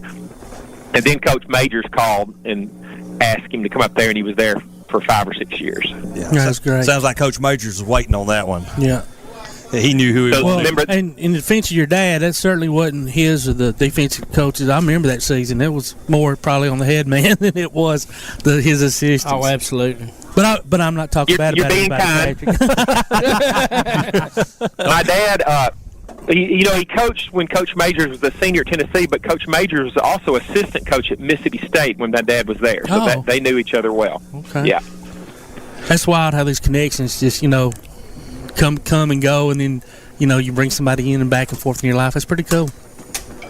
And I think you sent me a couple of emails here, and one had a story about I think a trip you went with him on. You used to go with him on recruiting trips, scouting trips. Yeah, my dad worked. He was famous for working a lot, but when he was home, he tried to spend all of his time with us. And so one way he tried to spend time with us is he would he was every Friday night practically, he was, especially when they were playing at home, he was going to go to a high school game to look at a prospect, right? And so he would call me. He either would come get me when I was too young to drive, or I would drive over there and to the complex, and I would go with him to a high school game. And sometimes we even flew, but most of the time we drove. Sometimes we would leave at halftime and go to a second game for the second half. But I think I said in my notes to you that I remember that when I saw Bo Jackson play, he was by far the best recruit I ever saw. He played for McAdory. He was the biggest guy on the field, because remember, we're talking like a 2 or 3A school when 4A was the biggest classification. So they weren't, they didn't have a bunch of huge linemen, but he was probably the biggest guy on the field, even though he didn't have an ounce of fat on him. And I remember him running a kickoff back for McAdory, even though he's bigger than all the linemen. He just blew everybody's doors off. And I told my dad. Yeah, I bet that was awesome to see an athlete like that, and especially in high school. Prime, in high school. Well, I think he was probably the best football player of all time, Bo Jackson. But unfortunately, his career was cut short by the hip problem. But he was good, no doubt about it. So what would your dad? I know he stayed with Coach Bryant for about close to 20 years. So how was their relationship? Okay, well, I'm not going to know a whole lot about that. I was not privy. I only met Coach Bryant once or twice. Okay. I can remember one time on a Sunday afternoon, we were over there playing basketball at the Coliseum. They had a practice courts down in the basement. Yep. And I would go down there on Sunday afternoons. My dad would take us boys, and one time we went up to Coach Bryant's office, and he was sitting there with a TV on the desk watching a pro football game. But I can't really speak too much about their relationship. I'll tell you a funny story that I've heard, and this is how it worked. Like, this would have been, I think, 1967. So I was only 6 years old. I wasn't keeping up with Alabama then, but we were playing Florida State, and we tied 37-37. Now, 37-37 in 1967 is about like 74-74 now. A lot of points, yes. So that wasn't very good for the defense to give up 37 points. So what I've heard is that Coach Bryant fired my dad 5 times during that game. Oh man! I've heard he's done that a few times to his coaches, and then they always get hired before they leave the stadium. Yeah. So anyway, great. They had a good working relationship. I think I was when my dad was inducted to the Alabama Sports Hall of Fame. One of the guys there, who was also assistant coach for a little while, said basically that my dad, not too many people could contradict Coach Bryant in a meeting of the coaches. You didn't dare do that, especially if you were a younger coach. But my dad could, he said. And I imagine some of the older coaches could too. That, Coach Bryant said that, my dad could say no. But if a young coach said that, they would be in big trouble, But that's because they worked together for so long. And of course, Coach Bryant and my dad would have been old school, both of them. Yeah. So Coach Bryant emphasized defense, really. We'll be back with more of our Tailgate Talk conversation after this. Daly & Son Car Care is Ardmore's only one-stop auto repair and tire shop. Whether it's major mechanic or brake work or routine maintenance like an oil change or lube job, Daly & Son Car Care has been satisfying customers all over with their fast and friendly service. They're also your headquarters for quality Cooper tires. Stop by and see Wayne, Nikki, or Dale at 25600 Main Street in Ardmore, Tennessee, or call them at 931-427-4651. They're on Facebook, too. Daly & Son Car Care, open Monday through Friday, 7:30 till 5, and Saturday, 7:30 till noon. P4 Physical Therapy is a new outpatient provider offering community-based care with a unique partnership model that allows them to consistently deliver world-class outpatient care, emphasizing personalized hands-on treatment. Whether it's orthopedic, physical, geriatric, or manual therapy, sports or neuro rehab, telehealth, or most any type of muscle or joint pain, P4 Physical Therapy promises to treat you with integrity, compassion, faithfulness, and selflessness. Locations in Athens, Huntsville, and Winfield, Alabama, as well as Fayetteville and Knoxville, Tennessee. Look for them on Facebook or online at p4physicaltherapy.com. Your roof is the first line of defense for your home. Do you have water stains on your ceiling, paint peeling off your walls, shingles missing? It's probably time for you to get your free roof inspection. Locally owned and operated, licensed, and insured, Yellowhammer Roofing is the Yellowhammer State Hometown Team. Yellowhammer Roofing. Let our family protect what's most important to you, your family. 256-232-1933 or online at yellowhammerroofing.com. Davis & Cole LLP in Athens has served the area assisting individuals and businesses with bookkeeping, tax preparation and filing, and routine accounting. Davis & Cole LLP, located at 105 South Marion Street, open weekdays 9 to 5. Call 256-232-9994. Davis & Cole LLP. Now that you've got that new place on the water, BP Riverworks can finish the picture with a boathouse, dock, or seawall. Call Barron Pugh at 251-200-2273 or Tracer Pugh at 256-206-7097. BP Riverworks, licensed and insured, 251-200-2273 or 256-206-7097. Check out the WKAC sports page. Go to WKAC1080.com and click on the WKAC sports icon. You can listen to the current sports stream as well as game archives, past coaches' shows, and Applebee's Tailgate Talk on demand.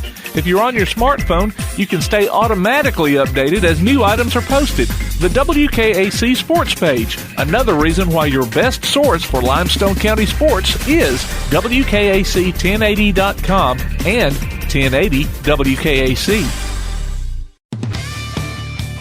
We're back now with more of our conversation on the best of Tailgate Talk. We have a special guest, and he is so special that Todd, Bama Zach, and I, Tomcat, did not even know who was on the call. Don't speak for yourself. Well, Pat didn't know either. Pat didn't know either. Oh, okay, it's another surprise. So we have Coach Gene Stallings joining us. Hey, Coach. On the phone call. Hey, Coach. Coach Stallings, welcome to the show. How you doing? Thank you. I'm glad to be on it. Yep, that is definitely Coach Gene Stallings. Yes, sir. Coach, I thought for you to be here, buddy. I thought, hey, well, you're on with Patrick Donahue. I'm sure you know his daddy very well. I know him extremely well. I sure do. And what an outstanding football coach he was. Well, Coach, you could probably share some stories with Patrick and let him know some stuff about his dad that he may not even know. Well, first of all, his daddy was extremely hard-headed. I think that makes two of you, doesn't it? He was a wide tackle 6 defensive guy, and if you got outside the wide tackle 6, he wasn't the least bit for it. I mean, you had to sell him on some kind of thing other than the wide tackle 6. But I don't know of anybody that worked harder on all phases of the game than he did. And what a joy it really was to work with him, and he just did an outstanding job with our defense there at Alabama. Well, go ahead, Patrick. Coach Stallings, I've been wanting to talk to you through the years because, you know, with John Mark, I have a son, Wesley, who turned 18 yesterday with Down syndrome. So I read your book, and my wife and I enjoyed it, and we take a lot of encouragement from your experience with raising Wesley, my son. Well, I'm telling you, my life wouldn't have been nearly as rich if it wasn't for the fact that we had John Mark. Didn't think so when he was first born, and in fact, when the doctors told us, it said he used the word mongoloid. Said we think he's a mongoloid. Well, when he said that, I drew back to hit him. I don't know why, but I did. I passed out. The good Lord let me hung on just a little bit longer. I would have taught him some bedside manners anyway. Well, I want to tell both y'all fellas something. So this is Todd. My son, Gage, is 19. He has autism. And, Coach, for years I used to try to call in to Feinbaum. Never could get through when you were on there. To tell you, like what Patrick just said, you know, what an inspiration that you've been to me as a parent, as a dad. And I took a lot of how you handled John Mark's situation and have used it in my life. So thank you. And I know Patrick's a better daddy for it too. Oh yeah, and I agree with Coach Stallings 100%. I was really upset when Wesley was first born, but it adds so much to your life. I like to tease and say Wesley is voted the happiest boy in the state of Alabama 2 years running. It just brings a lot of joy to your life. Well, I'll assure you, there are more things have been named after Johnny. I was known as Johnny's daddy. Really? That's right. Well, Coach Stallings, I've got, and Patrick, I've got a little nephew, cousin. He just turned 15, and he is I saw him last night at the basketball game. He always comes up, gives me a hug, and roll tide. That's what he's going to say, hug me and roll tide. But he is the happiest guy, and those guys, he helps out at West Limestone, and the coaches are real good to him, lets him help out with the football team, and everybody out there loves him, and that's just, thing about it, with Down syndrome, a lot of times people, just, don't want to get around. Those kids are the most loving kids you will ever see. Yep. Let me tell you a quick story about Johnny. Johnny had a little friend named Bradley Block who had Downs, and Bradley would always come to the ranch and visit with Johnny for a week or two, and so I've got the two of them. I've got Bradley and I've got Johnny, and I take them out to a little restaurant, and I said, okay, now Johnny, you and Bradley, who is your all-time favorite Alabama football coach? And both of them said Nick Saban. Wow. Well, hey, they were being honest. Yeah, I said, he hadn't even won a game, and your old daddy coached there for a while, and he said, your daddy's not there now. That's awesome. That is great. Hey, guys, this is Tom here. Obviously, you guys are Alabama-based, and I've got a hero as a head coach that maybe y'all can share one story about Coach Pat Dye for Auburn. I remember when he was hired, and my dad said, you watch this guy right here, he's going to turn this program around. Give me a good Coach Dye story that you can share on the air, because I think both of you knew him because he was on the staff down there with Coach Donahue, I think. I knew Pat extremely well. In fact, my job at Alabama, I was the assistant head coach, and I was in charge of the defense when I left and took the job at A&M, and I was replaced by Pat Dye. Now here I felt like I was an important man in that defense. Pat Dye had never coached a down, and yet he replaced me as the coach. So that really told me how important Coach Bryant felt like I was. Replaced me with a rookie coach that never coached a down. Oh, hey. But Pat did an outstanding job. He and I have been friends for years and years. We serve on the Great Southern Board, and we have for over 20 years, and I'm very fond of Pat Dye, and he just did an excellent job wherever he's been, especially there at Auburn. Yeah. Any other Coach Donahue stories you might could tell? A lot of things Pat told us before was kind of took place before he was around. I don't know exactly whether or not this is true or not about Ken Donahue. We were getting ready to go to Sugar Bowl, Orange Bowl, and the wives were all ready to go, and Ken wouldn't let his wife go. And he said, there's no place down in Miami for women. Said, we're going down there to do a job. And he said, I'm going to be recruiting while I'm down there. I just won't have any free time at all. And whether or not she was able to go or not, but that story was told. That he was just that involved in football. And wherever he went, he was always writing little notes to recruits, letting them know how the recruiting was going and who he needed and so forth. And on top of that, he was an outstanding coach. When we were at Alabama, we used to have bring all the coaches in. We'd talk about technique. And Ken was demonstrating a particular technique, and as Coach Bryant and all of us were in a circle, and he had somebody down, he hit him right upside the head. He really hit him hard. Drew some little stars there for a while. But anyway, Ken was 100% football coach, I'll assure you.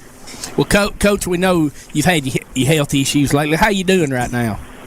Oh, I'm doing fine. I've had 2 strokes and a heart attack, but, I've lost my balance a little bit. I've sort of stagger around, but listen, I had good feet for 82, 83 years, so I'm not complaining. You still putting up the fences and stuff at the house, or are you getting a little help with that? I'm sort of getting a little help. There's nothing wrong with that. When you reach 84, you like to talk about it more so than do it. I understand that. Patrick, can you tell us any stories that maybe your dad shared with you about Coach Stallings? Yeah, that he may not know. No, I can't tell you that. Let me tell you about Coach Dye. Okay. Coach Dye, I'm an Alabama fan. Yes. And the Coach Dye, but I had two kids that went to Auburn. Coach Dye heard about that, and he called me not too long ago. Really? And he told me something I didn't know. Of course, I already told you my dad was at Tennessee in the late 50s. That my dad tried to recruit Coach Dye. Oh, wow. To Tennessee. And I didn't know that. But Coach Dye decided to go to Georgia, even though Tennessee was like ranked number 1 in the nation at that time while Coach Dye was a senior in high school, but he decided to go to Georgia. He just said he didn't want to go that far from home. But I think he had a brother that also played there at Georgia. Coach Dye did? Yeah, I think so. I think he had a brother that... Oh, brother. Yes, I had a brother. I believe he did. Yes, he did.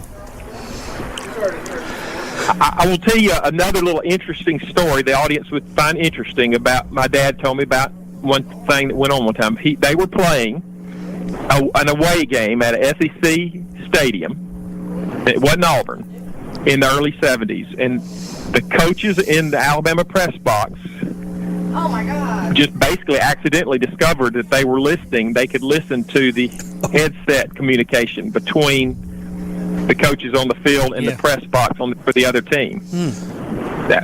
So I asked my dad, he said, did y'all turn it off or did you leave it on? He said, we left it on. So hey, why not? He told me that actually happened one time. That's funny. Well, now, before we leave... one other thing. Oh, yeah, okay. The Alabama-Auburn game was always a big game. And here I pick up turn on the television and read where Pat Dye had decided to retire.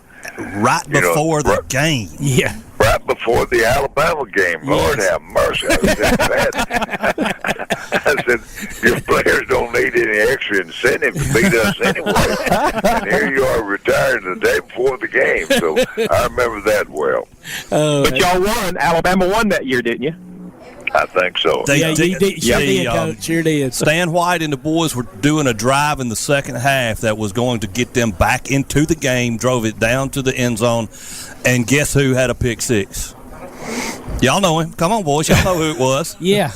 It's the Alabama cornerback that had the pick six against Antonio Langham. Thank you. Yes. Antonio Langham. I was trying to get them to say, I just can't bring myself to mention his name. Hey, Coach, Coach, I just want to tell you real quick, we actually had Antonio. We got a little Bama group we have up here once a month. And Antonio spoke to us, and he told us a lot of great Coach Stallings stories. He tried to talk like you, Coach, but he couldn't do the greatest job. He didn't do too bad, but he talked very highly of you and his time at Alabama playing for you.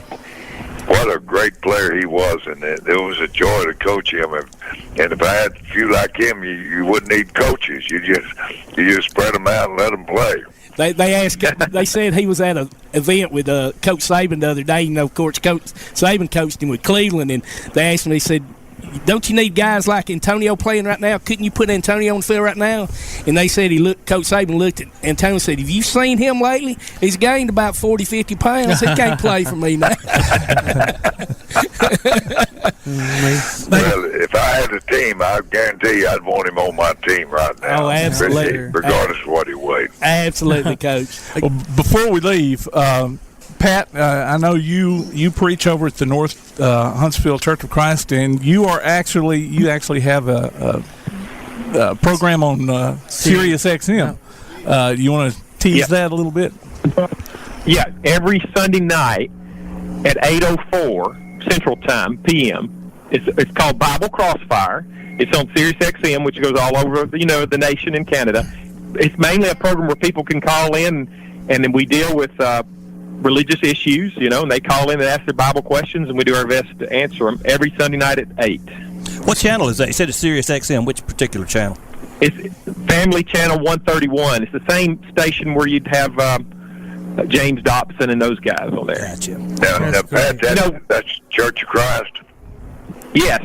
While we're talking about that, y'all know that Coach Stallings does a lot of speaking at churches. Church of Christ, yeah. Oh, yeah, me too, Coach. And two other things. One, for Pat, my wife, Debbie, has a message. She every time she talks to your wife, Carol, she says, "I just love her," and so she just wanted to tell her hi. And then she's also got a message for Coach Stallings here, and I've told this on the air before, and I told you this story whenever I came saw you in Florence here last year. She's an Auburn fan, but after accidentally running up on a book signing that you were doing down in Dothan, and we just didn't have the money to buy your book at the time. So she bought some like football themed cards, and you autographed those for them. Just didn't blink an eye. And so she became a Gene Stallings fan that day. Well, if I'd have known that, I would have given her a book. I know you would have. And Coach, real quick before we let you go, I want to share a little story too. So I had a buddy, Donnie Story, who was a trainer for you actually back when you were there, and he graduated in '91. But I used to go to practice with the previous coaching staff was there, and sometimes they didn't like outside folks being there, and you'd have to leave. But so when you came in, I was at a practice. As a matter of fact, you did this at least 2, if not 3 times.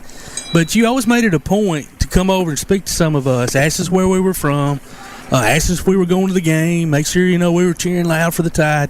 And man, you didn't have to do that, and it just made us feel like we were important. So thank you for taking the time. I know you weren't doing it just for us; you're doing it for everybody. So that always stuck with me. There's no question about that. Well, thank you, Coach.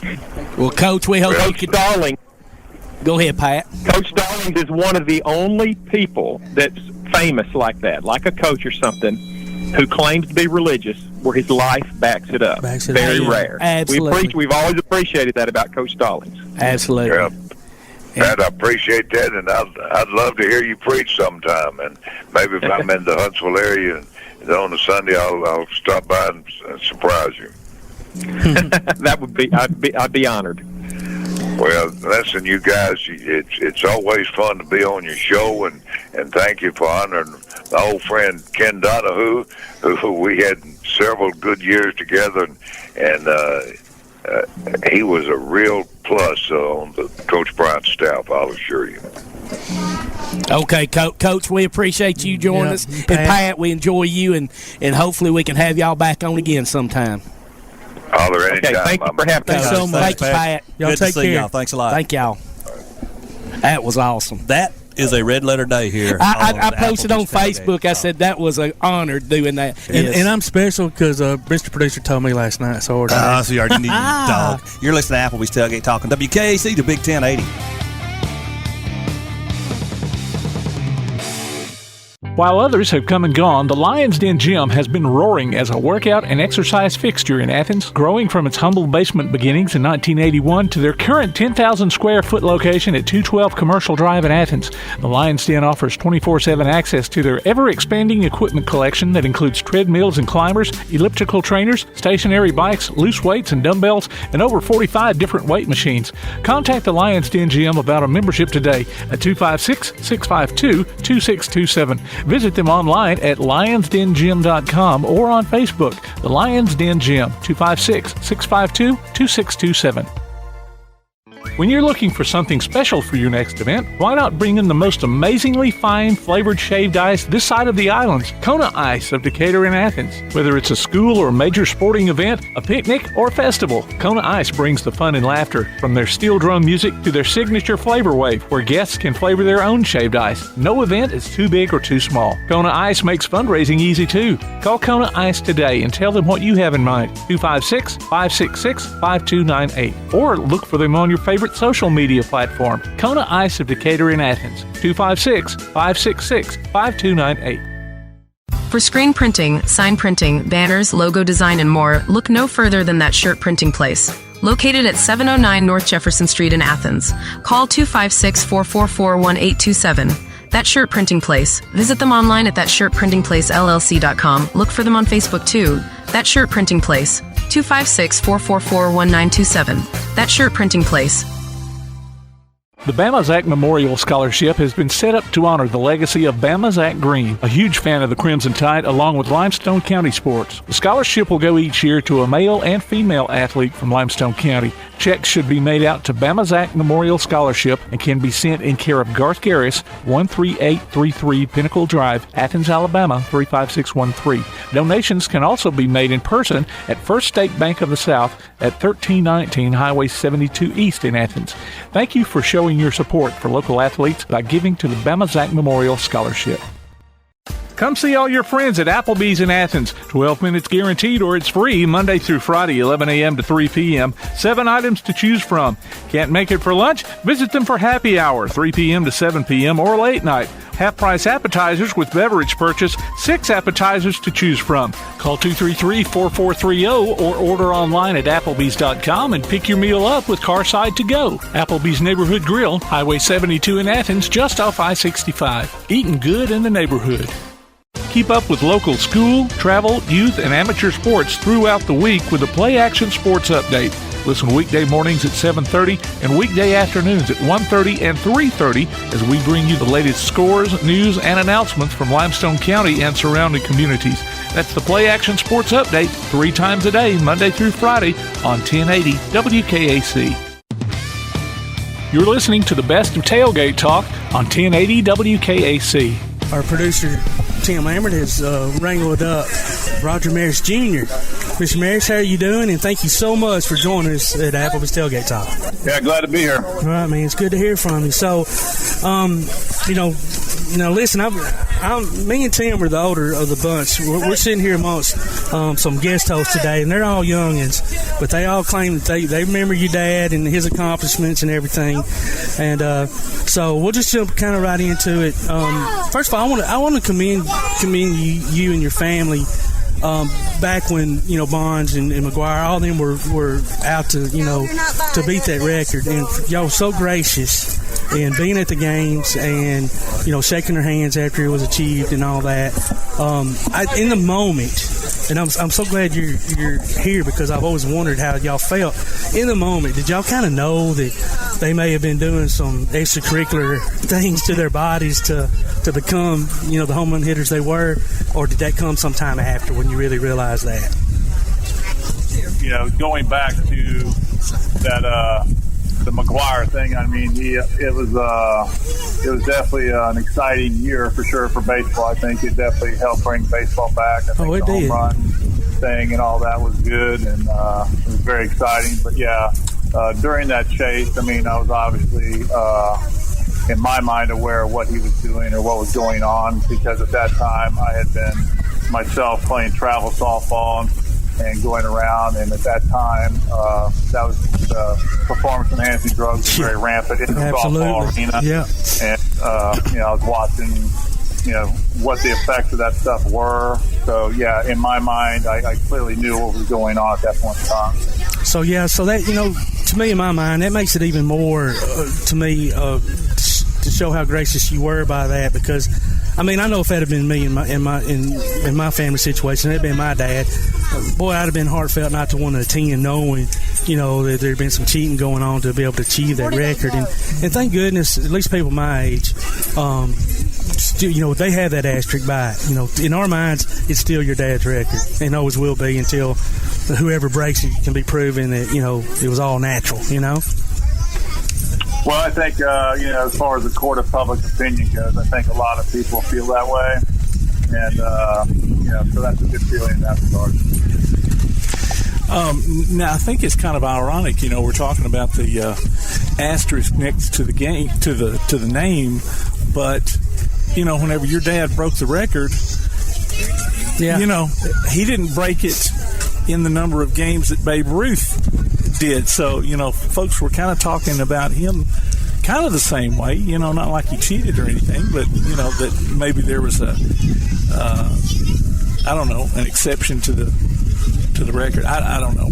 Maybe that's not the right words to put it, but well, I mean, clearly back then, they made a distinction that one record would be for 162 games, one record would be for 154 games, because they felt there was a disparity there. And even though there was never an asterisk, technically there was just a differentiation in the record book between the 162 and the 154 of Babe Ruth. So, I think kind of what you're getting at is maybe today there should be something with the steroid era versus the non-steroid era, or something that designates the difference between the performance-enhancing drugs era versus the non.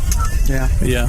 And another question. I know a lot of people that have movies made about them, their family, their parents, have some strong opinions on the movie and the way it was made. What do you think about the 61 movie and how it reflected and the accuracy of the reflection of that season with your dad and Mickey Mantle? Yeah, I thought they did a good job with that.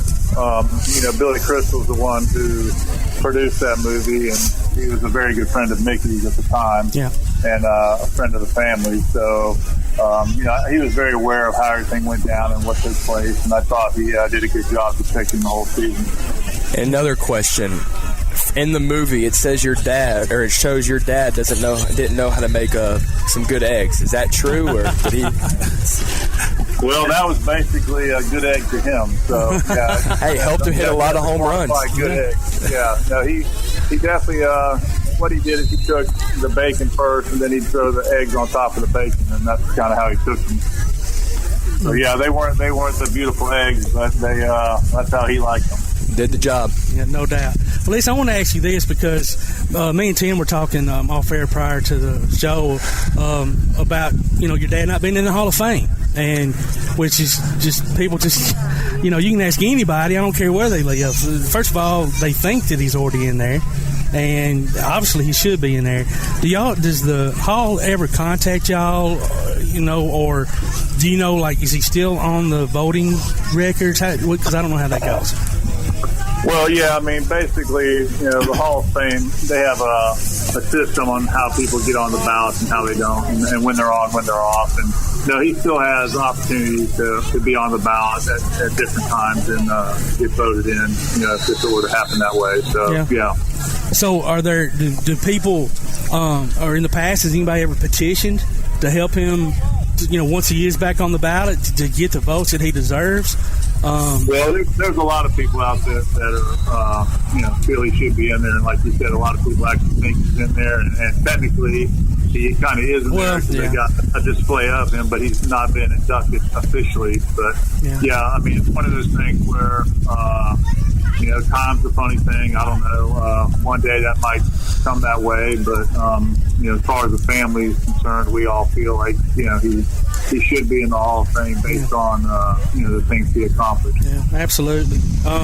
So, his accomplishments speak for themselves. Two-time MVP, Golden Glove, obviously home run. So the numbers are there. But so he played for Cleveland, Kansas City, the Yankees, of course, and the Cardinals.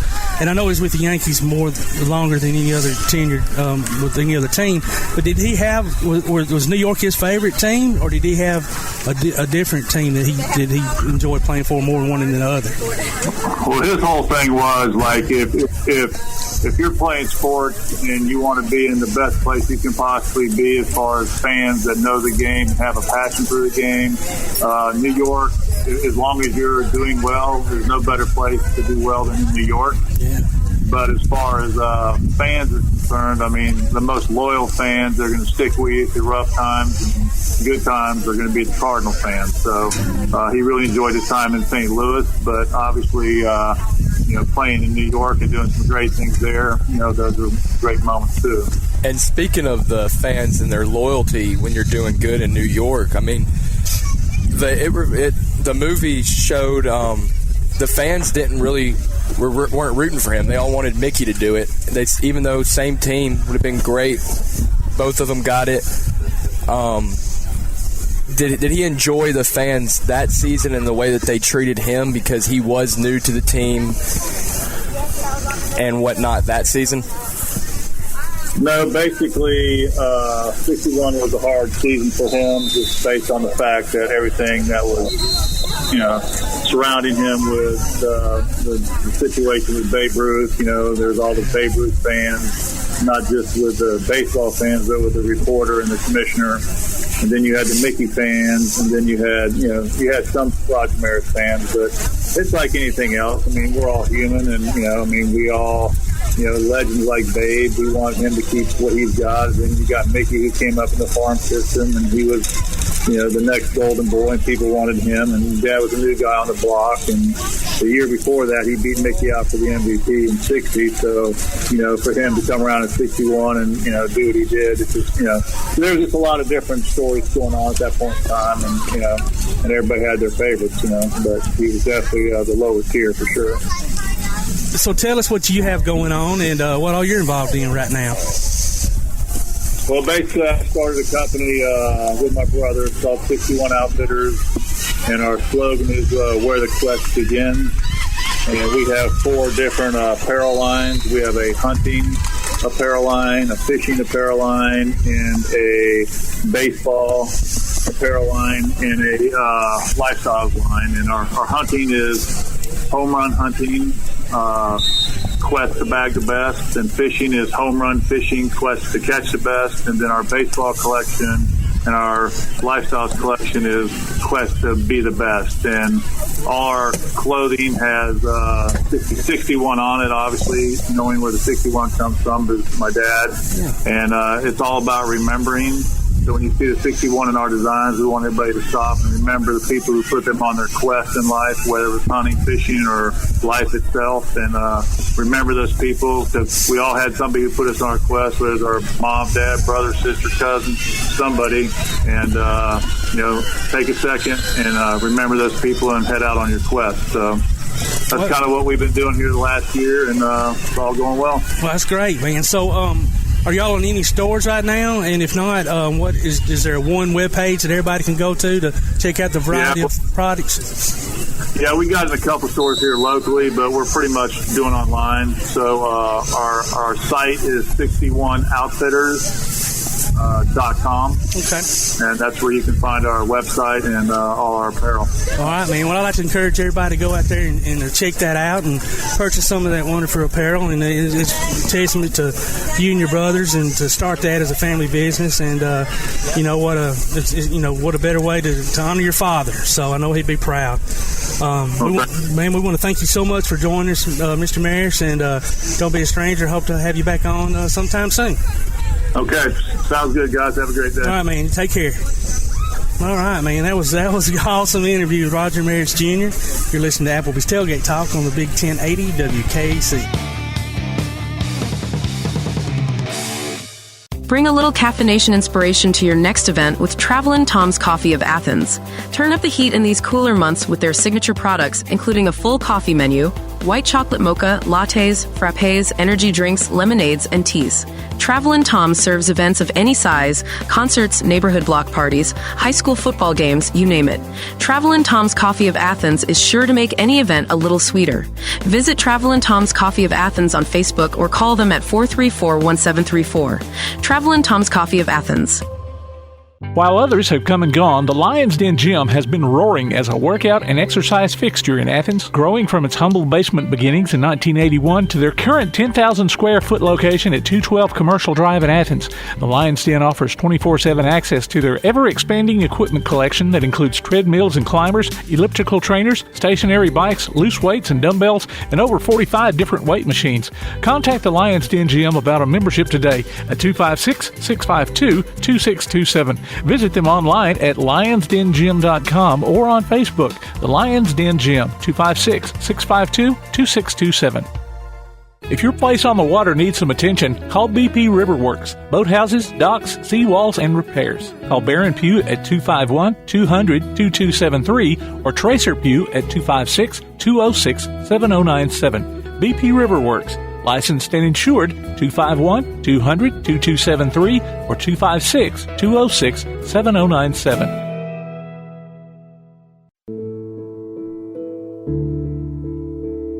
Home security is not what it used to be. With Secure Connect and smart home integration features, you can unlock your doors and turn off your alarm from your smart home app. No more hiding a key under a rock. Get Secure Connect and live life connected. Call Ardmore Telephone Company at 800-830-9946 to secure your home today.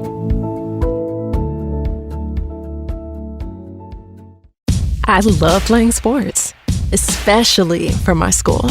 And that's because school sports are special. It's where it's safe to fail. It's where we're taught resilience, where our fear becomes confidence. It's where we learn to get back up after every fall. School sports are where 7.8 million students go from I can't to I can. This message presented by the AHSAA and the Alabama High School Athletic Directors and Coaches Association.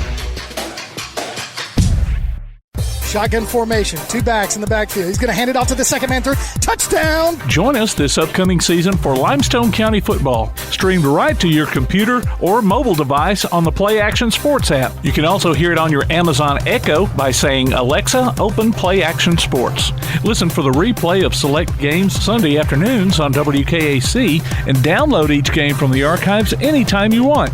Also available on all major podcast platforms and in the podcast section of the Play Action Sports app. Limestone County football from Play Action Sports. You're listening to the best of Tailgate Talk on 1080 WKAC. We have Alexa Stabler on the telephone. Miss Alexa, welcome to Applebee's Tailgate Talk. Thank you. Good morning. Thanks for having me. I'm going to tell you what. Your daddy was one of my favorites. I'm a little younger. When I was a kid, I remember him playing in Alabama. Not as much. I remember him more as an Oakland Raider. And to me, it's what happened a few weeks ago was long overdue. Yeah. Your daddy should have been in. He should have been able to see this happening and enjoying it. But I know it's bittersweet for y'all, but I know y'all are excited. And who better to be able to induct your daddy into the Hall of Fame than the legendary John Madden? It is fitting. We are very grateful that Coach Madden accepted our offer to induct Dad. You are exactly right. Dad should be there. He worked hard and, of course, I think very deserving of this honor. He would have given the best speech ever. Yeah, he would. No doubt. It would have been awesome. You can just imagine. But we are so happy that Coach Madden has accepted and are really looking forward to seeing Dad get inducted by his coach. Well, we're excited for you and for the entire family. And like you said, it is long overdue. And you know, we haven't seen Coach Madden in a long time. So yeah, it's awesome that he did accept that, and he's gonna give a great speech as well. And I know he'll do your dad, give him the honor that he deserves. Exactly. I'm gonna tell you, there was nobody better on the radio doing an Alabama football game than Kenny Stabler, and I just loved, everybody, always joked about him. Rashad Salim, he'd always get the names, but he'd be so excited, and he would just get excited. How did you enjoy listening to your dad on the radio calling a ball game? That was also something very special. So for a while, when I was younger, before I started school at Alabama, my sister Marissa and I would often travel with him and hang out in the press box as he did the broadcast. I think he had a real knack for broadcasting. People really loved him. Even years after he stopped broadcasting for the Crimson Tide Sports Network, people would stop us when we were in the store or traveling or wherever and say, we really miss you. We thought you did a wonderful job. And he genuinely enjoyed it. He didn't do it for the money or because he needed a gig or whatever. He loved the University of Alabama, loved the fans, the team, the coaches, Eli Gold. He did it simply because he enjoyed it. I think for a lot of schools, but especially a place like the University of Alabama where there is such a history of excellence and winning, and even when we're not winning, pride and joy in such a storied institution. And that rings true for my dad. It rings true for my family. My little sister Marissa and I, we did not apply anywhere else to go to college because we were born and that's where we're going, and we did, and we loved it. And I think that holds true for a lot of people here in Alabama. Before we let you go, Alexa, this is Tom McClung. I wanted to ask one question. Was there any favorite story that your dad loved to tell about playing for Coach Bryant? Because I'm sure there were several. I'm sure there were several, but is there anyone that sticks out in your mind that he always liked to sit around the supper table and say, y'all remember what happened with Coach Bryant and I?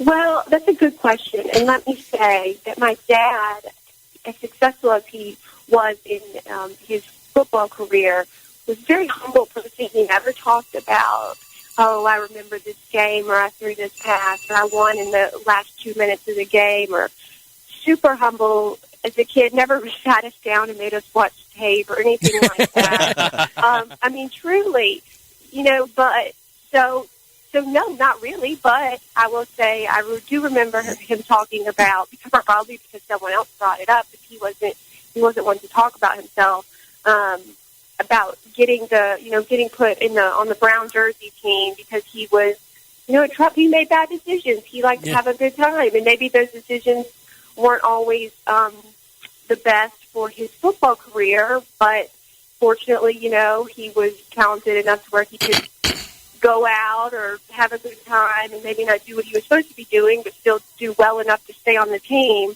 But, getting put in that brown jersey, I think, was a wake-up call that maybe you can't always do what you want to do and still get what you want in your career the next day. But always spoke super highly of Coach Bryant. My dad lost his father at a very young age, so I think he looked at Coach Bryant as a second father figure. I unfortunately never got to meet Coach Bryant, but always just spoke the world of him. Well, I tell you what, it's been a pleasure talking to you today, and like I said, when they announced the Hall of Fame ceremony and seeing I still call him Snake all the time. Yeah. That's what, seeing them grandsons up there, I didn't know if it was going to be y'all or the grandsons, and I saw them up there, and I know how proud they were and how proud y'all were for them, representing your dad, and I can't wait till August to see all y'all in there and see the whole Stabler family finally getting the recognition that Kenny Stabler deserves for all these years, and I just look forward to August and seeing that Hall of Fame ceremony. Yeah, we all do. Well, thank you very much. Yes, those boys were his world. They are great representatives of our family. We are all very, excited to go to Canton. We just want to represent our dad well. But I thank you for reaching out, for your kind words, for really everyone. If you've listened and reached out to our family, we read everything we get, every message on the internet, online, on social media. It has been really comforting to know that we're not the only ones that cared so much about Dad. And for those who don't realize, he got the nickname Snake because he was the original dual-threat quarterback, because he could run.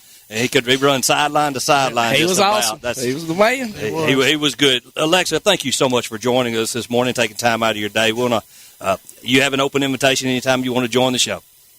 Thank you so much. Have a good day, and thank you for having me. Thank you, Alexa. Right. Alexa Stabler, daughter of the legendary and Hall of Famer Kenny the Snake Stabler, quarterback from the University of Alabama Crimson Tide, and, of course, where most of us remember him at our age, from the Oakland Raiders. You've been listening to Applebee's Tailgate Talk, WKAC, the Big 1080. For screen printing, sign printing, banners, logo design, and more, look no further than That Shirt Printing Place. Located at 709 North Jefferson Street in Athens. Call 256-444-1827. That Shirt Printing Place. Visit them online at thatshirtprintingplacellc.com. Look for them on Facebook too. That Shirt Printing Place. 256-444-1927. That Shirt Printing Place. When you're looking for something special for your next event, why not bring in the most amazingly fine flavored shaved ice this side of the islands, Kona Ice of Decatur and Athens. Whether it's a school or major sporting event, a picnic, or festival, Kona Ice brings the fun and laughter. From their steel drum music to their signature flavor wave, where guests can flavor their own shaved ice. No event is too big or too small. Kona Ice makes fundraising easy too. Call Kona Ice today and tell them what you have in mind. 256-566-5298. Or look for them on your favorite social media platform. Kona Ice of Decatur in Athens. 256-566-5298. If your place on the water needs some attention, call BP Riverworks. Boathouses, docks, seawalls, and repairs. Call Baron Pugh at 251-200-2273 or Tracer Pugh at 256-206-7097. BP Riverworks. Licensed and insured. 251-200-2273 or 256-206-7097. Come see all your friends at Applebee's in Athens. 12 minutes guaranteed or it's free Monday through Friday, 11 a.m. to 3 p.m. 7 items to choose from. Can't make it for lunch? Visit them for happy hour, 3 p.m. to 7 p.m. or late night. Half-price appetizers with beverage purchase, 6 appetizers to choose from. Call 233-4430 or order online at Applebee's.com and pick your meal up with Carside to go. Applebee's Neighborhood Grill, Highway 72 in Athens, just off I-65. Eating good in the neighborhood. When things go wrong, State Farm is here to help life go right.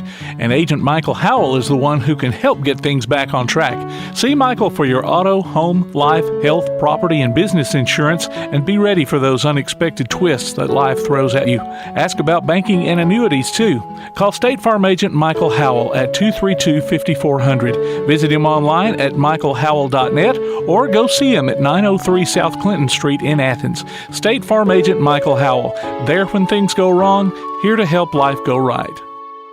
From day one, First National Bank has been built on a strong foundation of community first. First to lend a helping hand, first to help with community events and fundraisers, first to support local students, athletic programs, and civic organizations, first to support events like United Way, Relay for Life, and many more charitable events, and most importantly, working for our great community. Without you, there'd be no First National Bank. Making communities great together, that's what we strive for. Equal housing lender, member FDIC. PASnetwork.net. It's now your gateway to the Play Action Sports Network. Whether it's Play Action sports coverage of school, youth, and amateur sports from Athens and Limestone County, or Calhoun basketball, James Clemens sports, and Applebee's Tailgate Talk via PAS Plus. PASnetwork.net. Follow the links to download apps to hear live streams and podcasts, enable Alexa skills, or listen live on your computer. Covering Athens and Limestone County area sports, PASnetwork.net.